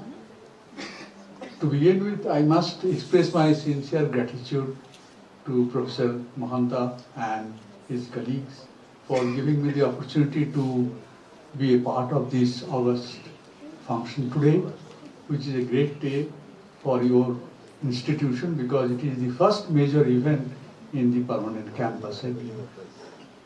I think I come from one of the oldest institutions of the country, which has a history of 169 years, and you are one of the youngest brothers in our fraternity. So I have all my best wishes and blessings, if you consider that way, for all-round glory what your institution should achieve. I think as Professor Segal said very nicely, I think how eloquent he was, you have all noticed. And I think a motivating person like him should be in our Shastri Bhavan as the minister of our country. Professor, I think you should try that, you will benefit. Friends, I think I have been allotted 1 hour's time, and I was thinking that what I should do with this particular opportunity you have given me. Now, you have all heard about Atmanirbhar Bharat. We all talk about it. But generally, you will find to become Atmanirbhar, you have to get your Atma Samman. And to get Atma Samman, you must have the correct idea about your own history. Unfortunately, for our country, there has been a lot of distortion introduced in the 19th century when the first research and study regarding our ancient past started by the Western scholars. Many of those were, of course, not intentional. Some of them were, of course, politically motivated. So I thought that I can talk of something which focuses on the history of ancient India. I will not go into the kind of things what we did, our scientists did. My aim will be primarily to show you that how ancient in our civilization is. Because that is the first thing where the problem comes when you want to study Indian history, that how old it is. Someone says, like Professor Max Muller, that aliens came just 1500 years back and everything started then, and so our civilization is not older than 3500 years. But anyhow, those old concepts have now gone. But I think whatever you want to do, you have to remember it has to be based upon very solid scientific basis.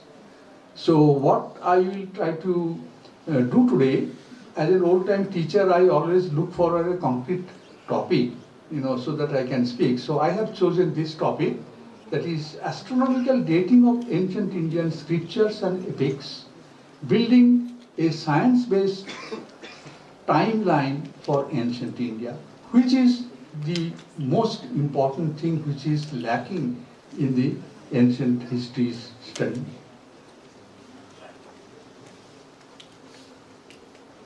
So the major problems of ancient Indian chronology, that is the timeline, that one is no recorded history before Gautama Buddha. Number two, the ancient scriptures are considered by the Western scholars to be totally fictional and nothing to do with reality. Number three is the certain preconceived notions and dogmas propagated by Western scholars in the 19th centuries, which still dominate the mindset of the people. Number four, any opposition to the Western scholars' proposals of the 19th century is considered to be politically motivated, and a free and frank academic discussion faces serious problems. And few important points you should remember before I go to the main text.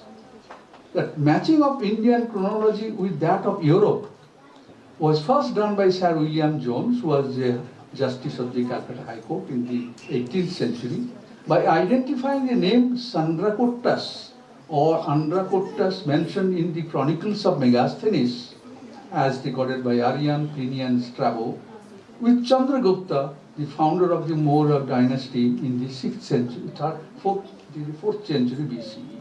That is the first time a link was established, and European scholars started that to be the most dependable link. And using this, the birth of Gautama Buddha is determined by the Western scholars, and according to them, ancient Indian history can be chronologically established from that time. And the history of India before Buddha is shrouded in mystery, no recorded thing in the conventional way. And according to the Western scholars, the invading Aryans came around 1500 BC, and the civilization as we know today started then. Now, Megasthenes mentioned in his chronicles that he was shown a list of 154 generations of kings who ruled India for 6,541 years. He further emphasizes that Indians have always lived in India and have neither gone abroad, gone out, nor came to India from outside. Now remember that Megasthenes' chronicle was written in the 4th century BC. That is itself is very ancient so far as we are concerned, but I think for him that was contemporary. Now till 1923, no trace of any ancient civilization in Indian soil was discovered. First it happened in 1923 by discovery of the Harappa and Mohenjo-daro. You all know that, the Sindhu-Gati civilizations. And it was then immediately overnight the Indian history was pushed back by 2000 years. But the effort has always been to match that with the theories framed in the 19th century by Max Muller. And politicization of the Aryan invasion theory, which was very politically motivated, because the Britishers wanted to justify their rule in India, so they always propagated the idea, it is the we who came 3,500 years ago, and what you have as your base of your civilization, religion, whatever you may say, those are we. So we and you are all the same thing, and therefore we are distant cousins. So you accept us as the rulers. Now, that has done a permanent damage, and freeing any debate on AIT from politics, particularly in the West, you'll be thrown out of the room if you oppose that. Now, however, many ancient texts refer to historical events. In fact, quite a few Puranas, like Vayu Purana and Brahmana Purana, state very clearly that they record history.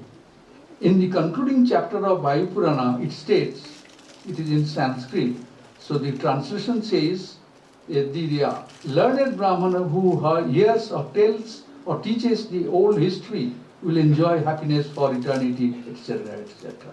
So Purana, that name itself, suggests it is old history. So the tentative structure of ancient Indian chronology can be something like this. You can see that there are various ways we are showing the Vedic and Puranic scriptures, astronomical parameters. This is the timeline. This is the genealogy of the kings, list of kings. This is the Sindhu Saraswati civilization. This is the civilizational aspect. And this is the Vedic Saraswati river, which gives a very important geological evidence regarding the antiquity of our Rig Veda. We will come to that later. And so therefore, this is the period, which is the proto-historical period, which is considered not a part of history by Western scholar, where you can apply the archaeoastronomical principle or astronomy to scientifically find out the dates of the happenings described in the Puranas and other texts. We will come to those things. Now, what is archaeoastronomy? The name itself suggests that it has something to do with ancient times. So, actually, it is nothing but the branch of a positional astronomy. What is positional astronomy? That at a particular time, in which direction you can see a particular object, that's all. And that is used to identify the date of a particular alignment which is recorded or observed, which is called archaeoastronomy. This approach can be again classified into two. One is physical archaeoastronomy and other is the descriptive archaeoastronomy. What is physical archaeoastronomy? Like pyramids or some such ancient structures. Their alignments gives us very clear idea that at what time it was constructed. There are ways of doing it. That is physical archaeoastronomy. But the descriptive archaeoastronomy does not require any physical structure. So in physical astronomy, you require the structures, etc. In India, we don't have many because it's a tropical country. So therefore, I think many of the ancient things are gone. But what we have, that what descriptive archaeoastronomy you need, only old description, that yes, this is the character of the sky tonight. Immediately you can date scientifically that how long back in time that was possible. So it will be shown later that in this lecture, the characteristics of the celestial sphere, that is the Khagol, you can say, which changes with the seasons. Besides, this season-sky correlation also slowly varies with time, very slowly, due to the precision of the equinox, which I will explain. And it takes about 26,000 years to complete a complete cycle, which is a long enough time. And this phenomena can function as a timekeeper covering the whole of late Pleistocene and the whole period, that is whole human history. Thus almost the whole history of the modern human man after civilization began is taken care of by this particular phenomena. The method of dating using only old astronomical descriptions has an advantage as no material object or artifact is necessary. And in cases where reasonably unambiguous and precise description of some particular types are available, fixing the epoch when such descriptions were written is possible. For example, you all know that in Mahabharata it was mentioned that Bhishma died on the winter solstice day, that means when the Dakshinayana changed to Uttarayan. It was also the 8th day of the brighter phase in the month of Magha. It is very clearly mentioned, and that can be, I will show you how you can use it to find out how many years back that was possible. Of course, often only an approximate idea about the antiquity can be gained because of the inherent inaccuracies involved in the ancient naked eye observation. But the chronology arrived at by applying only the technique of archaeoastronomy must be also supported by geological evidence, paleoclimatological evidence, archaeological evidence, and genealogical data from the past. Otherwise, it has not much, what I can say, dependability. A brief introduction to positional astronomy and descriptive archaeoastronomy. It may be, many of you may be familiar of some of the aspects, but I think it is better to tell something about it before I go to the real topic. Since archaeoastronomy is a special branch of positional astronomy, it is desirable to have a brief exposure to positional astronomy first, and in positional astronomy, the positions of various objects in the sky are studied. And the background of the fixed stars, in the sky you have all stars, and they don't change their relative positions. Whereas there are some dots, light dots, who move slowly, which are called planets, you all know that. And these fixed stars in the sky, that can be considered to be a background, because any motion you want to study, any position you want to record, you need a background. And the fixed stars in the sky, who do not change their relative positions with time, even in thousands of years, they form your background, and all things are in the background of those fixed stars. So what happens? Let us first see Sun and Earth. This is the basic thing. Sun is there, Earth is going round the Sun. And it goes like this. Earth's axis is tilted from the plane in which it is going. This plane in which the Earth is orbiting the Sun is called the plane of the ecliptic. This plane of the ecliptic is very important, you will see later. And the axis of the Earth is tilted at 23.5 degrees to this plane. And you all know that this inclination is the reason behind the change in seasons, everything, And now scientists have proved, had there been no such inclination, there would have been no life. Because there would have been no changing season, no tidal, and many other things would have been absent, which was not conducive for sustaining life. So this is the reality, that Sun is there and Earth is going down the Sun, and in a particular plane which is called the ecliptic, and its axis is tilted. But what we see, that we are at the center of the universe, and all around us is the sky, and everything else is moving around us. So this is the relative thing, what you can see here, that we think that as if we are here, and everything is going, including the sun, is going around us. Now, this going round is not the daily going round. Remember that. That is due to the spin motion of the Earth. It is the actual motion you find in the background of the fixed stars.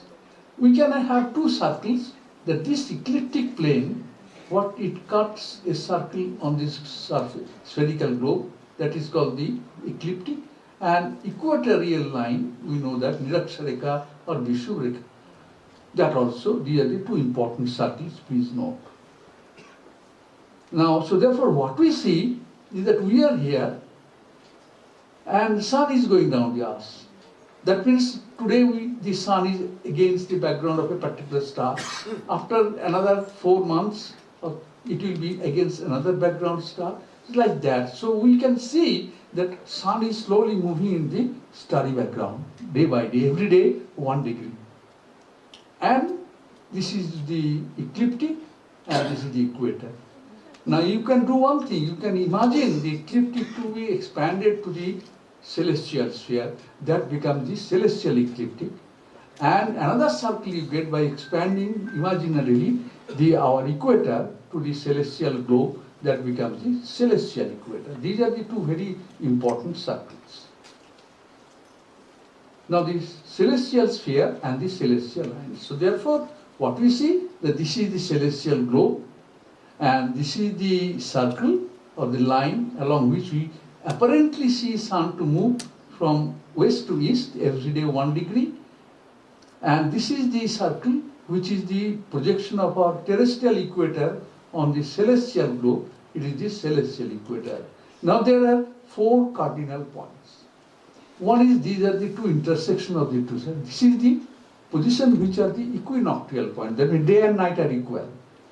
So one is the spring equinox is 21st of March, today. Then we have another equinox, that is the autumn equinox, 22nd of September. Again the day and night are equal. Then this position is actually when the Earth's axis is tilting maximum towards sun, and that's why it is the summer solstice, peak summer, 21st of June. And here the Earth's axis, which is this, is tilted away from the sun when sun is here, and this is the winter solstice, the shortest day, and that is 21st of December today, these days. These are the very important things which actually dictates many things in our astronomy. So these are the same thing which I discussed now. And actually, as I mentioned, why the sun appeared to move? Because today we are here, sun is here, so sun is against this star. We cannot see it, but it is there, we can find out. But another few days later when sun, Earth is here actually, but we see sun against another star.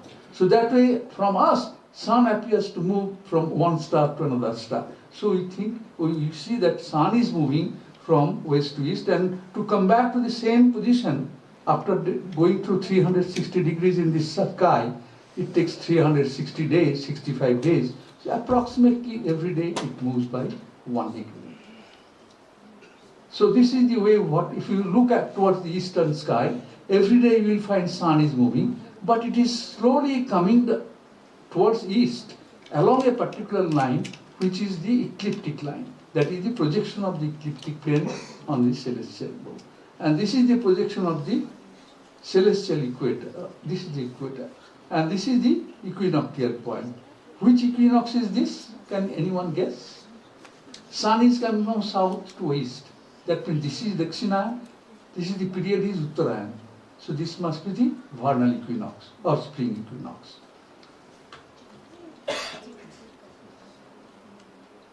So the same thing, that means sun is moving along this ecliptic line every day 1 degree. And fixed stars are there, and everything appears to move due to the spin motion of the Earth every day 24 hours. This is the real thing. You can see sun is here today, you can remember the position. Next day it is slightly come to this, Again next day we will find again slightly it has gone towards it. You can see it has slightly gone. So every day it is going to 1 degree, 1 degree. And this is the ecliptic line. So this is the 1 day, first day, and you can see it is slowly moving along this. This is the real description of the sky using the planetarium software. So therefore what happens? We see that sun rises in the east and goes above our head and sets in the west. But the position of the sunrise slowly shifts from summer solstice day to the south. So this period is the Dakshinayana. And then again from 21st December it slowly comes towards north, that is the Uttarayana. So sunrise position slowly shift. So this you can also see, this is the sunrise on 4 cardinal days, that is 21st June, 21st December, or September, 21st December, 21st March, and again 21st June. So therefore you can see that when you see the same location where you are taking the photograph, sun rises far towards north. Slowly it shifts, and on the December 21st, we see that sun rises far towards south. So that sunrise point is slowly shifting like this. And if we look towards north, we find that our whole sky is rotating about a fixed point where there is a star. And we all know that that is called the pole star, or which is Polaris these days. These are all very interesting things, as you will see very soon. But it looks as if it is fixed. Why? Because the Earth's axis, imaginary axis, passes through the celestial dome at that location. Imaginary point, of course. And very luckily we have a star at that position. It is not necessary that why there should be a star there. And you will see in the past there was none. And there was no pole star or Dhruva Nakshatra in the ancient time. So, to understand the background, another thing I should tell you, where we are in our Milky Way. All those stars, as I said, fixed stars, they belong to our galaxy, which we call as Milky Way. And this Milky Way is a collection of 13, the total number of stars is 1,000 crore suns are there in our galaxy. Its diameter, it's like a disk, and its diameter is 10 raised to 18 kilometers, or light takes 100,000 years to go from 1 and 200. This is our own island universe. And a sun belongs as a very insignificant star in this, like this. This is our Milky Way. We are here, some obscure position, 30,000 light year away from the center, and moving with this. And this is the whole, and we can see in the naked eye only up to 500 light year, not beyond that. So we can see a very small part of this. This is our location. All the fixed stars belong to this galaxy, which contains 10,000 crore suns. That is our universe. And what happened, I told you that this is the plane of the ecliptic in which all the planets orbit the sun. So Earth is orbiting the sun like this. And if you look out along this plane, which is the ecliptic plane, you can identify various star groups which play the most important role in our ancient astronomy, which are called nakshatras. We have to learn little bit of how the ancient astronomy was. Then only you can corroborate the ancient description and we can find out the date. Now, precessional motion, this is important. What happens? You know, you have all seen spinning top. Those tops, you have seen they spin at a very high speed, but it slowly moves like that. That is called the precessional motion. Same thing happens to Earth also, that it is spinning every 24 hours one, but slowly its axis is describing a cone, and it takes 26,000 years to come back to the same position. This is the phenomena which makes one particular year different from the another year astronomical. So this is what happens, that this axis of this arc, just now you see, it is making a cone about a fixed axis. So what happens, since this axis of the arc is at right angles to this celestial equator, so this motion will cause these intersection points to shift towards west. And this is the precession of the equinox, like this. This is the vernal equinox point. And what happens with precession, you can see that this is the ecliptic line, which is fixed.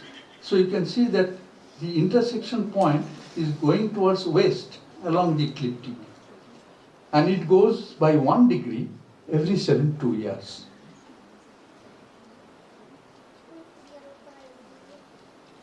So, various effects of this precession, I will tell you now quickly, which tells us how to date ancient things. First of all, you could see that the point where our axis touches the sky, that changes in a circle. So that means, say currently our pole star is here, our axis is touching the celestial globe here, but it is slowly moving. In 26,000 years, it will come back. So if you go back in the past, at the time of Jesus' birth, we were here, at the onset of Christian era, but there was no pole star. So the earliest time you can again get a pole star is this point, where we had a star on this point, or this circle, and that is the Rigvedic period. And it is about 3500 BC. So therefore you can see that this is one effect, that because the pole position is changing in a circle because of the precession, so whether there is a pole star or not, that also tells that how old it is or how new it is. So you can see today, if you look towards the north at night, you get a pole star, which is Polaris. If you look at the sky, northern sky, 10,000 BC, 1000 BC, 10,000 years before the Christian era, you can see the sky looks like that, and there is no point fixed with a star. So there is no pole star. If you go to 3000 BC or Vedic period, then again you find there is a star which is fixed, which is to be referred in Rig Veda as a Dhruva Nakshatra. And this particular star is a different star, it is called Thuban or Abhijit. So this is one thing which also very important and important effect of the precession of the equinox, whether there is a pole star or no pole star. So at the time, 5,000 years back, this was the northern sky, and this pole star at that time was Thuban. And our Polaris, if you see, where is our Polaris? Can you see? This is our Polaris. This is the current Dhruva Nakshatra. Another important thing is that the intersection point shifts towards west. So say vernal equinoxian point. So that I think how in 4000 BC it was here, and it is slowly shifting towards west. Apparently it may look towards east, but all sky maps you have to imagine that you are seeing above. So if you imagine that you are seeing it above, then you will realize that this is going towards west. So 4000 BC, it was like this, 3000, 2000, we are currently here somewhere. So therefore you can see the position of the equinoctial point in the sky also changes. And that has many important descriptions. And it is 50 cents apart, 50 seconds apart per year, or 1 degree in 72 years. So therefore, when on the day and night equal the sun is here, you will find sun at a particular, against a particular star in the sky. But after a few hundred years, it will be a different position when the day and night will be equal. And those descriptions are available. Another important thing is that due to the precision, that means the meridian line, that means the connecting the North Pole and South Pole meridian lines, and if the North Pole and South Pole are different, then the meridian lines are different. At some era, two stars may appear to be exact in the north-south line, but in another era, the same two stars will not appear to be in the north-south line, which in Rig Veda is described as two particular stars used to give the direction towards south, which currently is no longer valid. So these are, another is heliacal rising of stars. In old time, our rishis and sages used to go in the very early morning. Normally we don't get up that early, which is called Brahma Murto. They used to go to some river or a tank and they used to offer water and mantras looking towards east. And they used to observe that when the sun comes up, what is the last star or constellation which rises just before the day becomes and everything becomes blank because of the sun. That kind of rising of a star or a constellation is called heliacal rising. How it is? So you can you're looking towards the east, and now you slowly find sun is coming up, so everything vanishes. So just before they get vanished, the stars and etc., which are seen to rise, they are called heliacal rising. Another very important thing in the past, that there are some spectacular events like total solar eclipse on very specific days. They are very rare events and they don't occur every time. So if you have such a description, you can analyze and find out how many thousand years that very special particular type of solar eclipse could take place. That kind of analysis also has been done by scholars.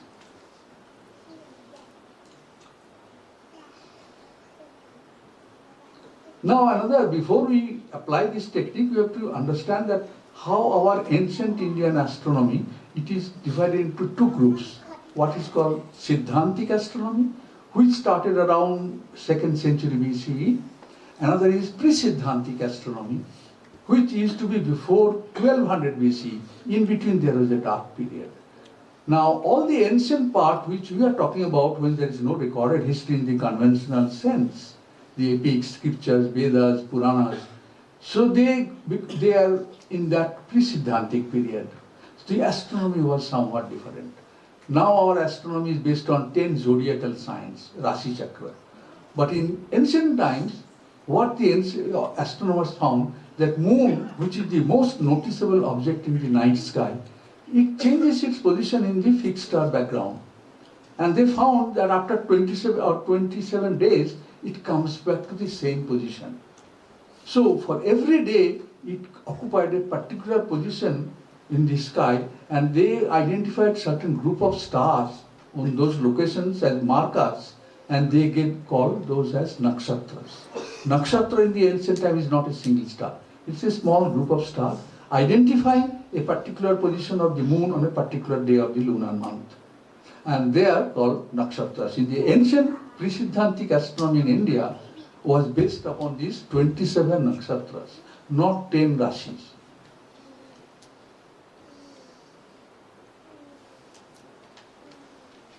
This is another, now say what happened, that moon is going around the earth is going around the sun and moon is going around the earth.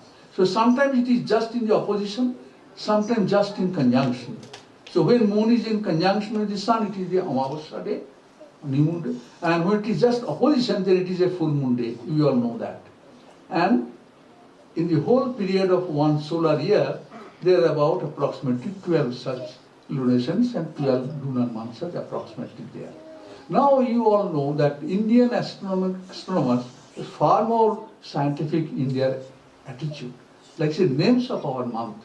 If you see in English, the names of the months are very funny. Like July is out because of Julius Caesar.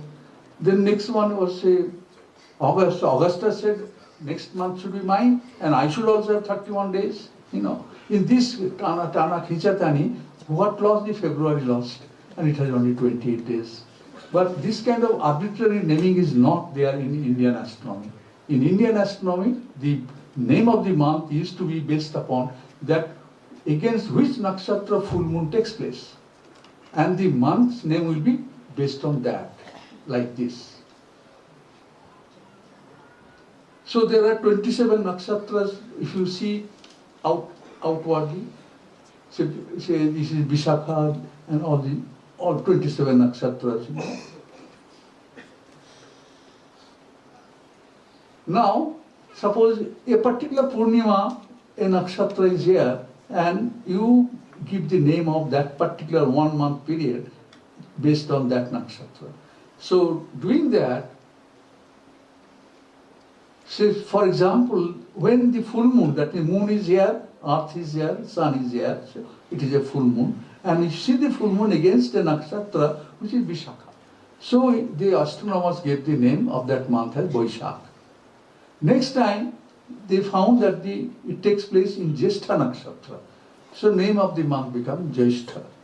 That way you have Ashara, Shravana, Bhadrapada, Ashwini nakshatra, Kritika. That way you can see Mrigashira Akran, Posha is Posh, Magha is Magh, Uttar Falgun is Falgun, Chitra nakshatra Purnima is named Chaitra. So it is very scientific and astronomically meaningful, the names of our 12 months. And so when you look into any ancient scripture, like Bhishma died in the month of Magha, that means that particular time, epoch, the full moon took place in the nakshatra Magha, that is Regulus. So you can easily fix up that.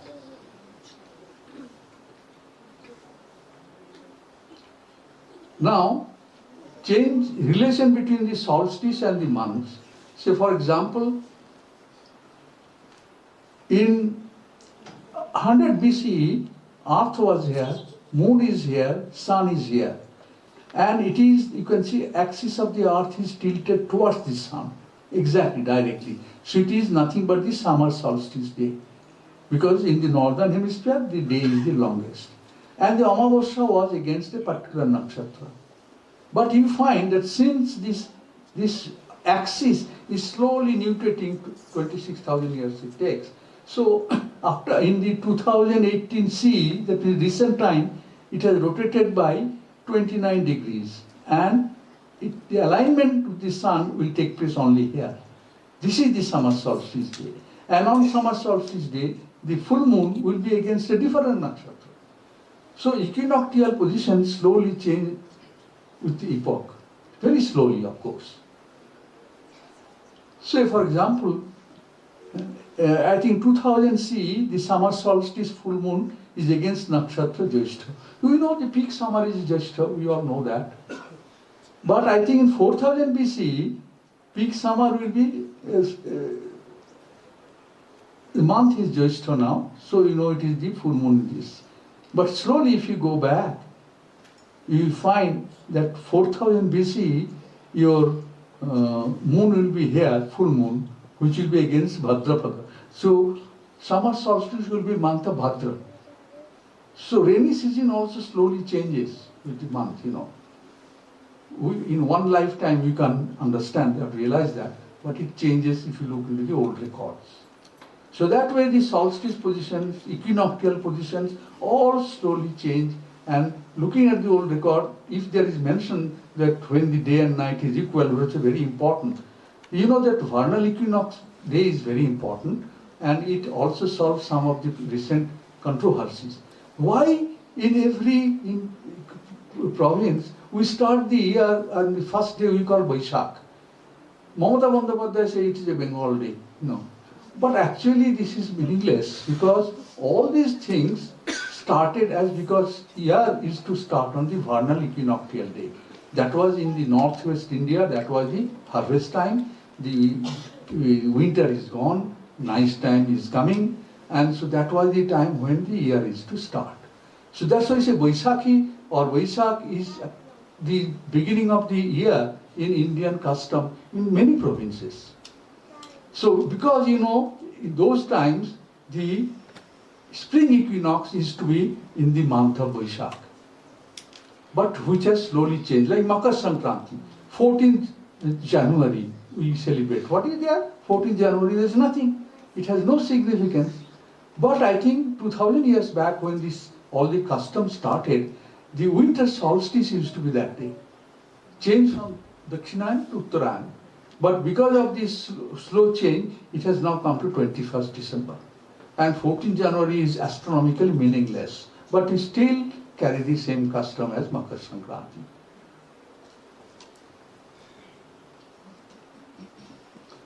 Now, ancient chronology, I think where from they came, I think there are many controversies, but I think now people are thinking that they came from the Pamir region, northwest part, and they came India. And the overall structure of the proto-historic and ancient India can be described like this. This is the Vedic and Vedanga period, which we call the proto-historic period. And this is the year of proto-history, that is the Mahabharata war, is considered to be the sea anchor in our ancient Indian history, and this is the transition period. And then Gautam Buddha written history started, and that we call as the historical period. And this is the 0 CE, and this is the Chandragupta Maurya and Alexander's visit. So this is the, and the civilizational aspect, if you see, this is the Birhana Mehergarh phase of Sindhu Saraswati civilization. This is pre-Harappan, this is the early Harappan phase, mature Harappan phase, late Harappan phase, and then whole thing shifts to Gangetic Valley, and the Gangetic civilization becomes the most prominent civilization. So this is the civilizational aspect, this is the temporal aspects. Mahabharata war, one example I'll give you, that Mahabharata war describes profusely lots of very clear-cut astronomical events. I will not go into those details because we don't have time. But I think some of them are like this. The Balaram, you all know, a very clever man.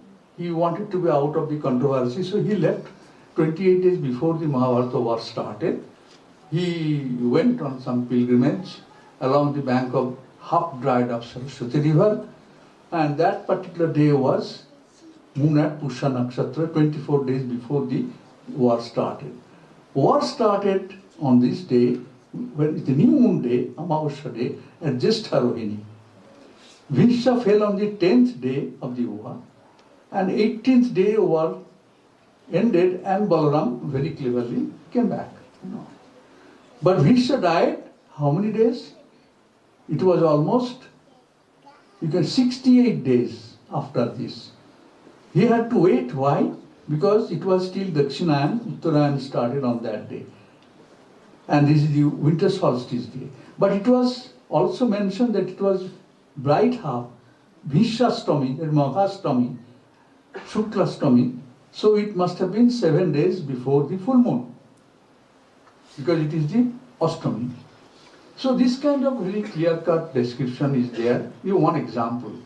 So you can always check that after some stellar alignment on 7th of January 2397 BCE, and it has been found by analysis that that is the winter solstice day, 7th January, and it was also the full moon day. But Bhisha didn't die on that because it was not full moon, though it was winter solstice, not full moon, 7 days before full moon. So you can easily calculate that it was not full moon day, but when it full moon on Magha, but 7 days before that, and you can calculate and find out it is approximately 1500 to 1800 BCE. Clearly it comes out. And this is the actual thing, the sun is here and moon is in the opposite, so it is a full moon night. So Mahabharata date has worked by various scholars have worked, and it is no longer a fictitious thing. And approximately various kinds of calculations gave. Of course, our Aryabhatta made a wrong calculation because he based everything on the beginning of Kali era on 3102 BCE. But I think this was found to be erroneous.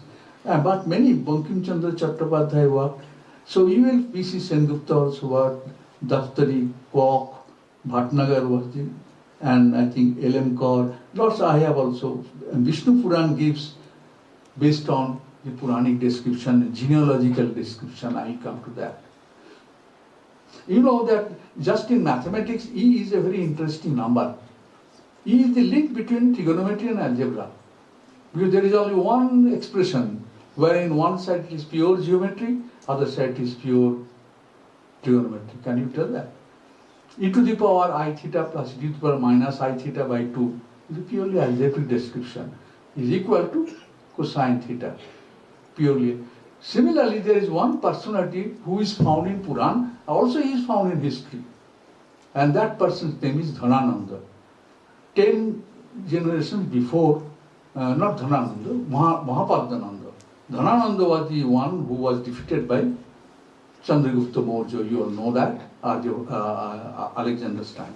So it says, Vishnu Puran says, Javat Parikshitu Janma, Javat Nanda Visechanam, Etad Vasya Sahasrantu Gya Panchadashuttaram. It means that from the time of Parikshit was born and Mahapadananda ascended the throne, there were 1050 years. It is very clearly mentioned. So if you do this calculation, you can easily find out that Mahabharata war comes approximately 1500 BC, with plus minus couple of hundred years. And by mathematics, or by various ways, lots of other things have been interrelated. So like here, this is the war starts, these are the days. Bhishma died on the 68th day after the war started, and that was winter solstice. Maghi Purnima was another 7 days before. And after that, years after the war, Krishna died 36 years after that. And then there were some very special eclipses which are mentioned. So that has been analyzed. And then Mahapadananda's, it was 1050. He's an historical person. So therefore, and then at the end of Nanda, Chandragupta Maurya, Alexander's time. So you link it with their European history. Then it is the Shaka era starts, and then birth of Jesus Christ, Salivahana Shaka era starts, Aryabhatta one. So you can see various relation of the historically known thing with Mahabharata war. And this is the civilizational aspect. With the Mahabharata war, it was the end of Harappan era. Now lots of archaeological evidence now coming that Mahabharata war period matches, or it is coterminous with the end of Harappan civilization. Date of Vedic scripture now will come a few.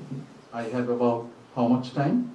It is 12:10. I can go up to 12:25, isn't it? Is that the time? I don't want to keep you hungry. So you see, this is called Madhu Vidya. In the ancient time, the name of our Basanta Ritu was Madhu Ritu in Rigvedic time. And to identify that when Madhu Ritu starts was very important, because that was the harvest time in northwest India. And sages and scholars, they developed an astronomical method of identifying when the time of spring is going to start, because temperature always cannot give you the correct indication. And now you know it is 2 months after the winter solstice, the real beginning of Basanta Ritu starts. In those days, there was a particular vidya or technique by which they used to train. It says that which when translated and analyzed by Western scholars, it has been found by analyzing the Rigvedic sloka here, that the triangulum or Ashwini Nakshatra, or that constellation rises heliacally after 2 months of the winter solstice day, which is very clearly identifiable. That is the beginning of the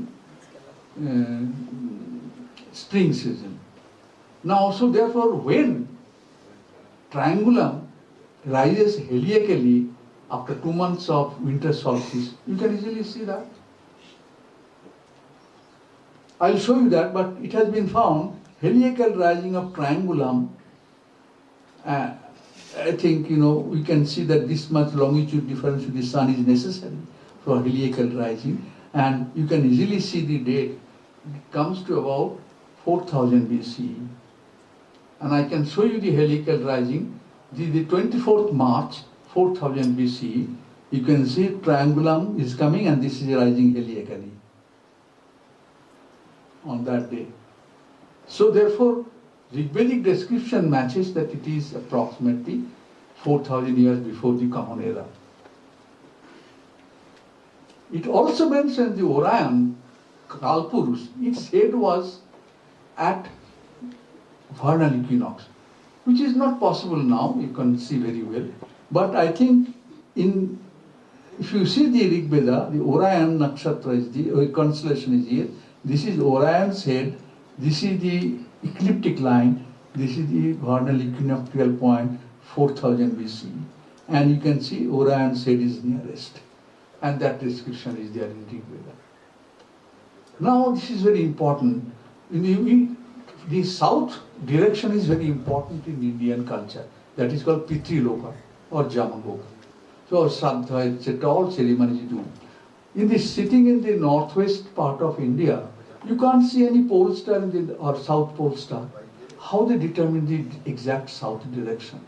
So in Rig Veda and subsequently, I think in the Atharva Veda also, there are two methods. One method, there are two dogs or two stars named as dogs of Salama or Yama. If you join those two stars, you directly point towards south. The translation by Wilson and Whitney of these slopes of Atharva Veda and Rig Veda, same thing they say.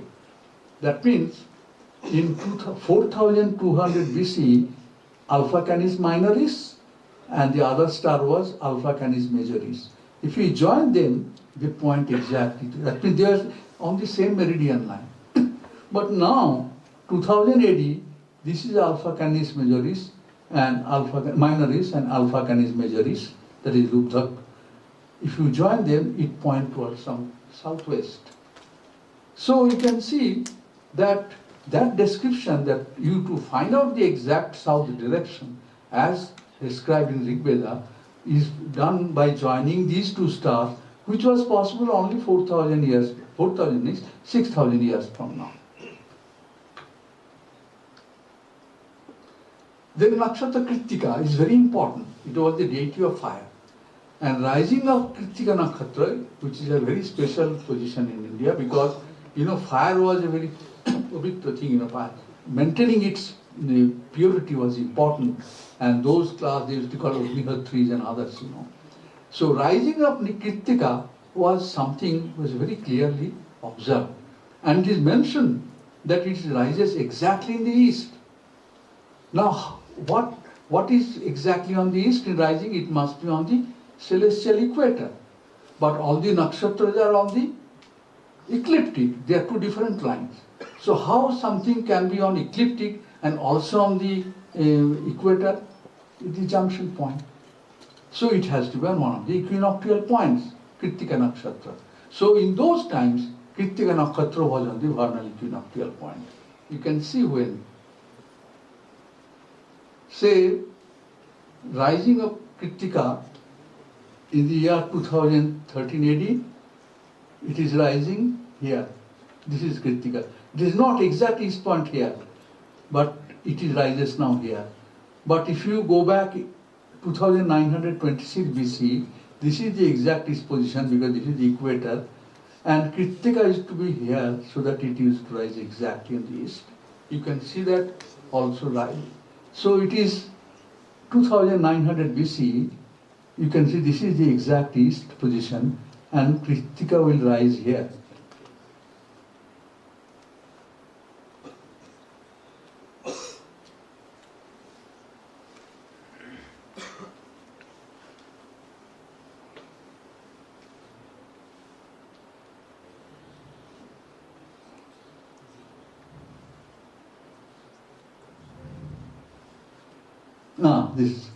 This is Kalpurush, and you can see that. Now, if you, sorry, another one missing. This is current one. 16th August 2012. You can check where Kritika is rising here, far towards north. But I think, and here,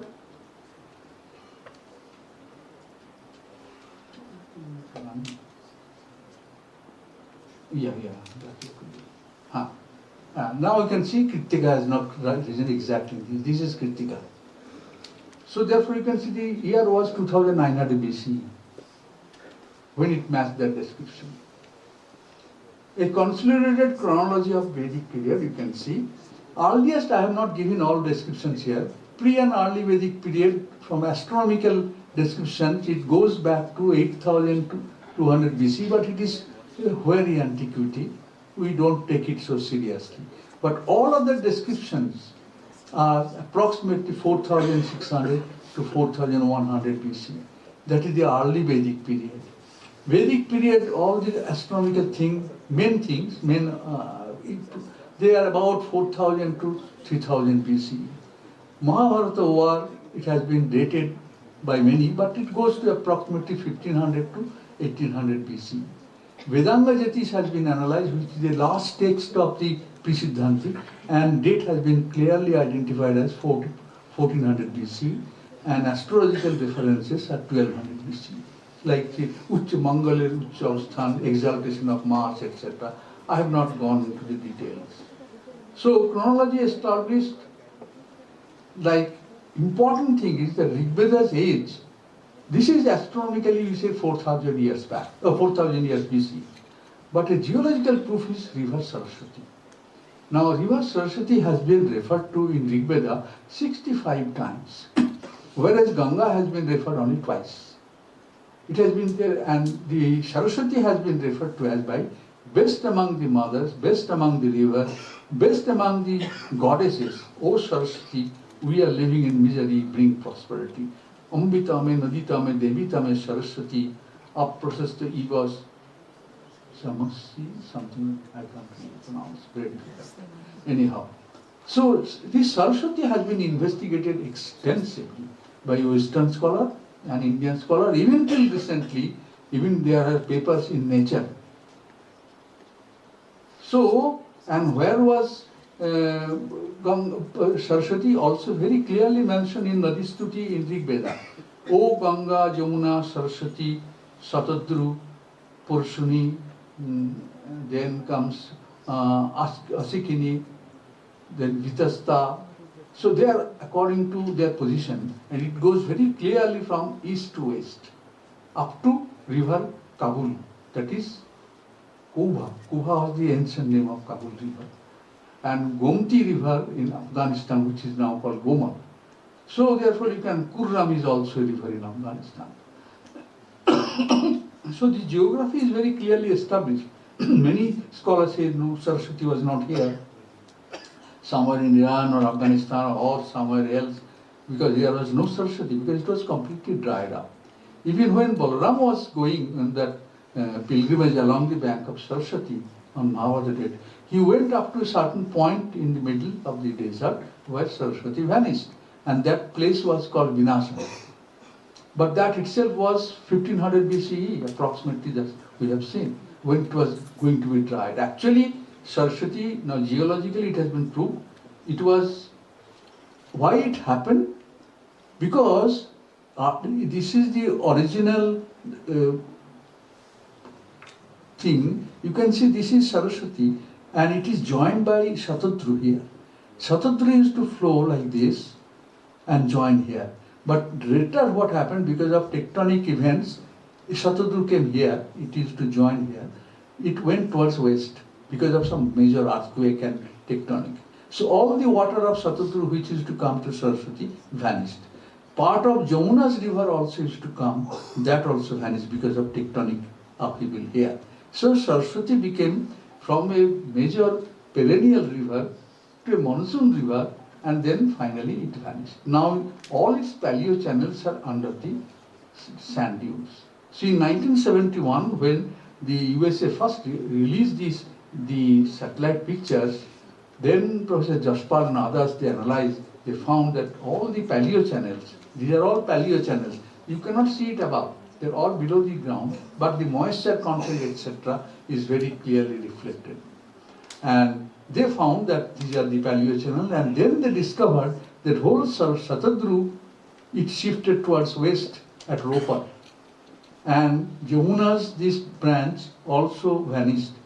And therefore what happened? Saraswati lost its importance. But all these things happened long time back. But if you see, this is Saraswati's dried up channel, which has been rediscovered. And all these black dots are major settlements of the Harappan civilization along the dried up channel of Saraswati. And 3,700 of these sites have been discovered. Then nobody will have a township on the bank of a dried up channel unless there is water, isn't it? As it was the mightiest of the water. Now, a considerable research on Saraswati has been done by the scientists of ISRO, PRL, BRC, TIFR, IIT, etc. The results of the most recent investigation by PRL and IIT Bombay have been published in November 2019 issue of Nature. And they have shown through a large number of studies that Ghaggar Hakra Nara, which is now the name of the dried up channel, was a perennial river with a very large volume of water flow during 80,000 BCE to 20,000 BCE, and then again during 9,000 BCE to 4,500 BCE. So therefore, the Rigvedic period matches with the second part, the mighty river. So the most recent research publication in Scientific Report Nature, as I mentioned just now, so there it shows that the period when Saraswati used to flow as a mighty river, it matches with the Rigvedic, early Rigvedic period in this. And it is also the mature Harappan stage period. So this is the nature paper something, I will not go into that. So this is the lifeline of Saraswati. So climate was post-glacial, very heavy monsoon, 9,000 to 5,000 BCE. Gradual decrease in monsoon, 5,000 to 3,000 BCE. Gradual setting of aridity, 3,000 to 2,000 BCE. 2000 BCE completely dried up. So it became a desert. And geologic and condition, Shatadru, Dishadbati, a branch of Jamuna, were all tributaries to Saraswati. Dishadbati Jamuna stops flowing water to Saraswati. This period, Shatadru also shifts toward west and Saraswati is left alone. So sand dunes advance and it goes under the sand dunes. So Saraswati was a mighty river this period, still a mighty river, a monsoon water-filled river, river slowly vanished. Era, this is the pre-Vedic, this is the Rigvedic era, the later Vedic period and Puranic and Vedanta period. Ancient chronology has integrated the genealogical list. I will not go into detail, but here I will just mention that Megasthenes, in his travelogue to India in the 3rd century BC, that he was shown by the contemporary scholars a list of 154 kings who reigned over 6,451 years and 3 months. Aryan recorded that from the time of Dionysius and Chandragupta, the Indians counted 153 kings and a period of 6,042 years. But among those, a republic was thrice established, and another 300 years and another 120 years. So combined everything, it becomes 6,451 years. These descriptions show that India's political history was extended up to more than 6,000 years before the 3rd century BC. And the first attempt in this direction was made by Parjita, and he tried to prepare a complete genealogy of the Indian ancient. So I prepared this composite, you may not be able to see that. This I prepared as a very composite description of India's past, starting from, the first glaciation, when the ice age ended, and glaciation and our modern temperate period started from that. These are the generations, and these are the people's name you find, that Manu Shambhuva, then Uttanpad, Priyabrata, and then after 10 Pracheta, after 30, this period, there is a 907 years of kingless period, because this is the deluge.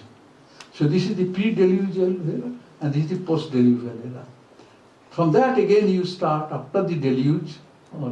So then you can see Harishchandra is the 34th generation.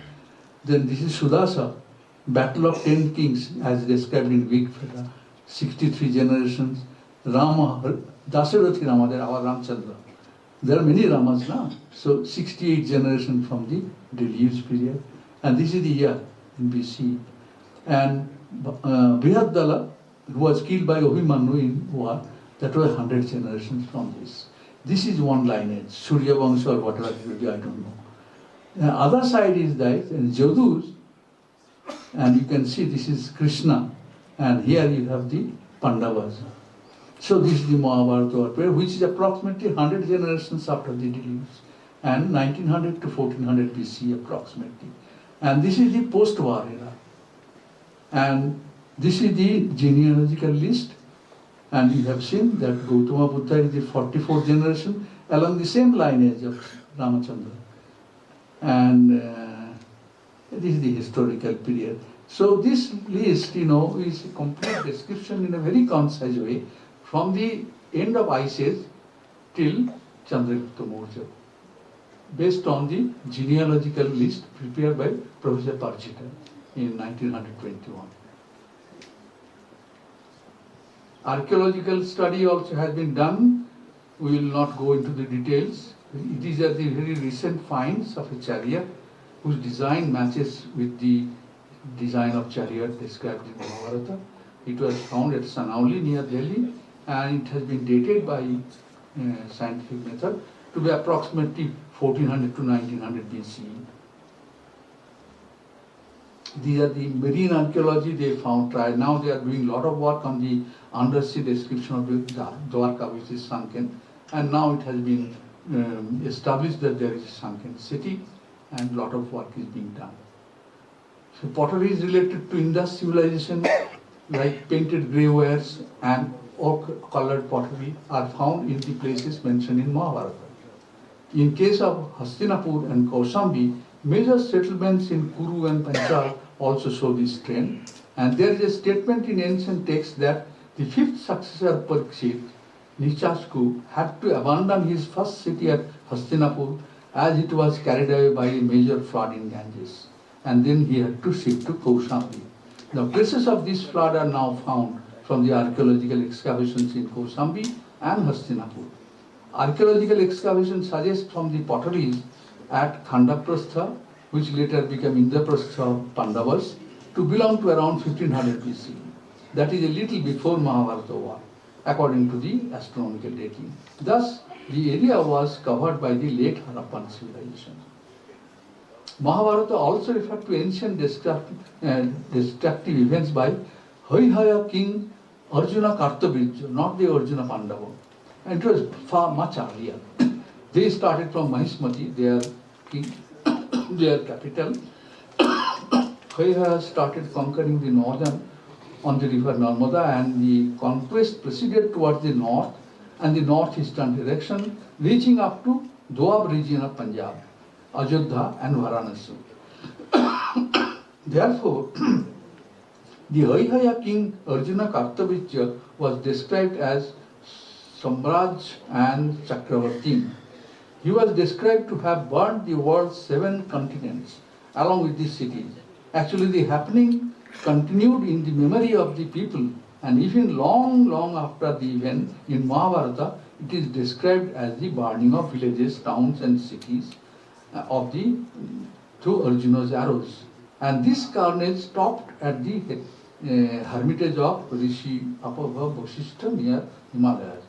And the archaeological investigation reveals the burnt layers in some early Harappan sites before the arrival of mature Harappan. So the burnt layer of ash you get between 2 layers, the early Harappan and mature Harappan culture.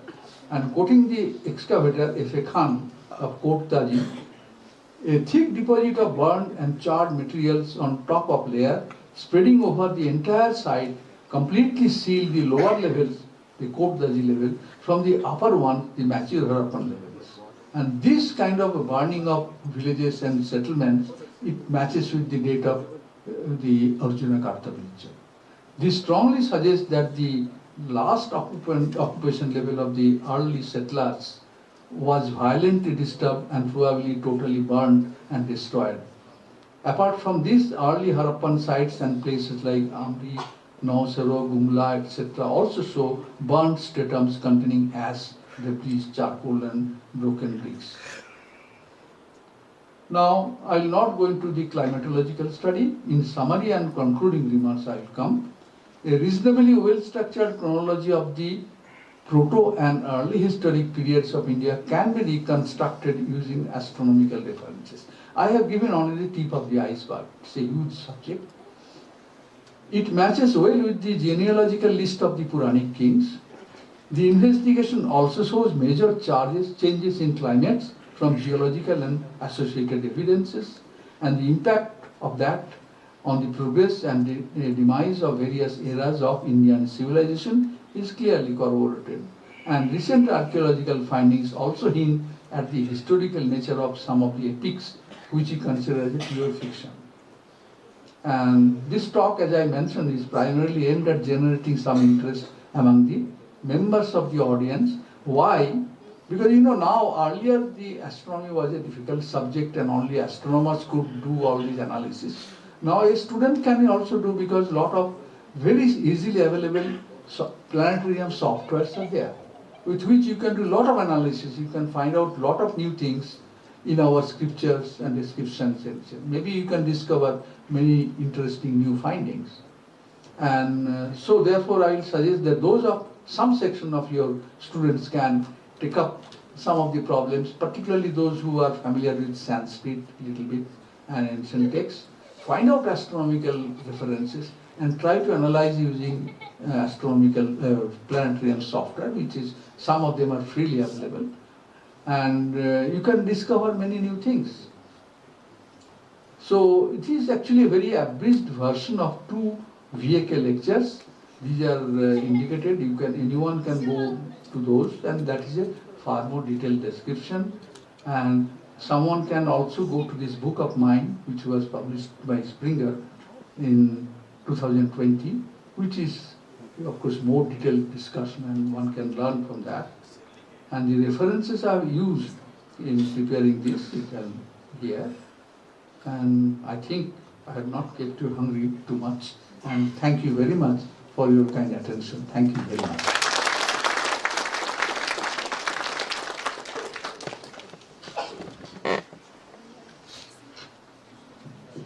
Thank you, sir, for sharing your profound insights on astronomical dating of ancient Indian scriptures and epics. Your presence has truly enriched our gathering. Thank you, sir.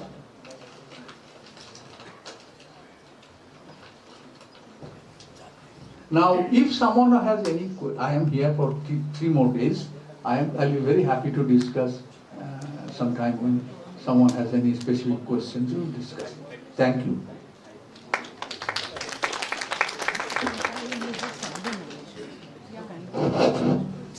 Next, we proudly recognize the exceptional contributions of our distinguished faculty members who have been demonstrated unwavering commitment, innovative teaching methods, and outstanding research endeavors.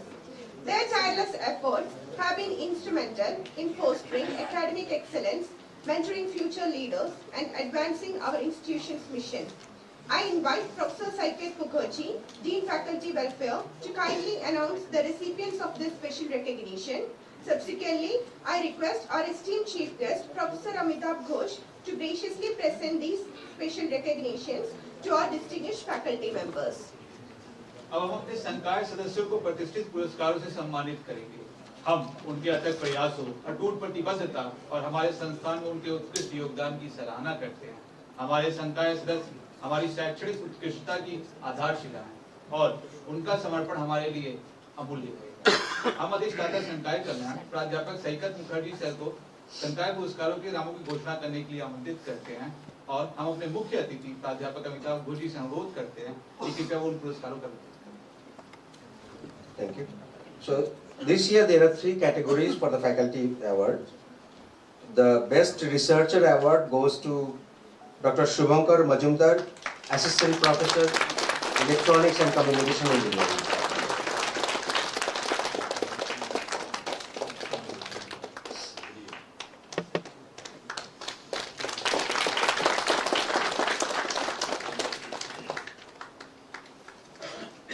The best teacher award goes to Dr. Biplab Kumar Debnath, Assistant Professor, Mechanical Engineering Department.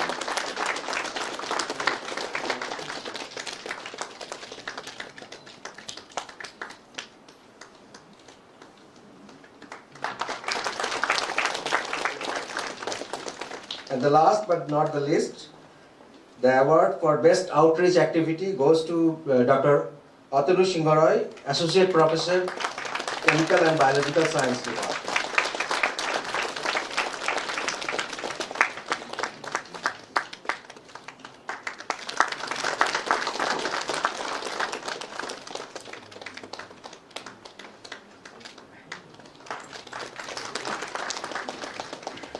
Thank you, sir. Thank you, Sakit sir, for announcing the results. Thank you, Professor Ghosh, for graciously presenting the awards to our passionate educators.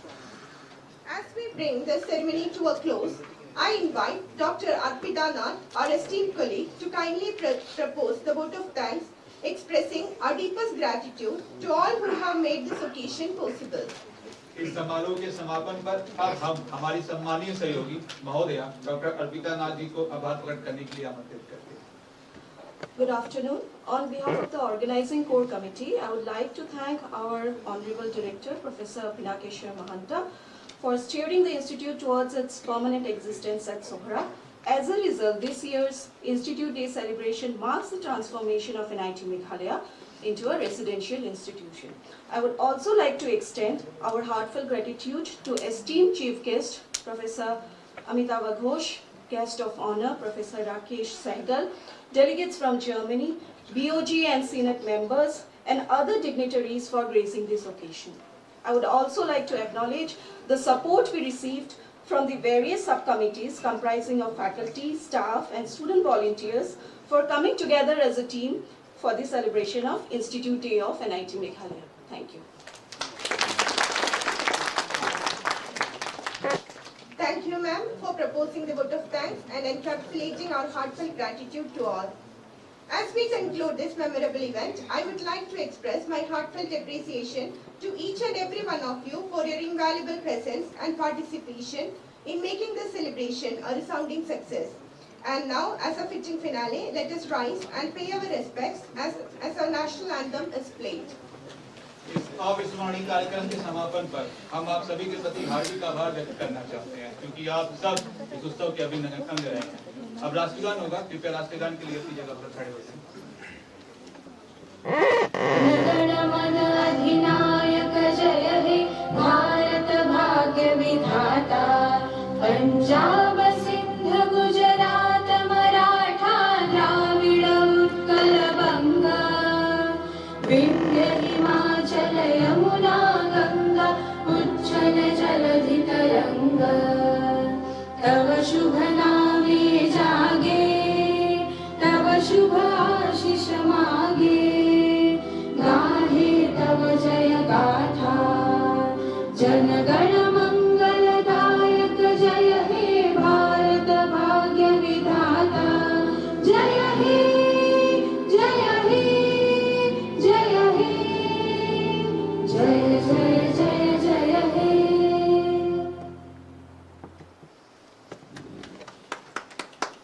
We now invite you all to proceed to the lunch arrangements which have been made available outside this hall. Our students will enjoy a special lunch in their respective hostels. Once again, thank you all for your enthusiastic participation and unwavering support. May the memories and inspiration from today's event stay with us and continue to inspire us in the days to come. Thank you all. चलिए अब आनंद व्यंजनों को ग्रहण करने के लिए प्रस्थान करते हैं। हमारे संकाय और कर्मचारियों के लिए भोजन व्याख्या कक्ष के बाहर परोसा जाएगा। इस बीच हमारे विद्यार्थी अपने अपने छात्रावासों में विशेष भोजन का आनंद लें। एक बार फिर आप सभी को आपकी उत्साहपूर्ण भागीदारी और अटूट समर्थन के लिए धन्यवाद। आज के कार्यक्रम की यादें और प्रेरणा हमारे साथ बनी रहे और आने वाले दिनों में भी प्रेरित करती रहे। बहुत बहुत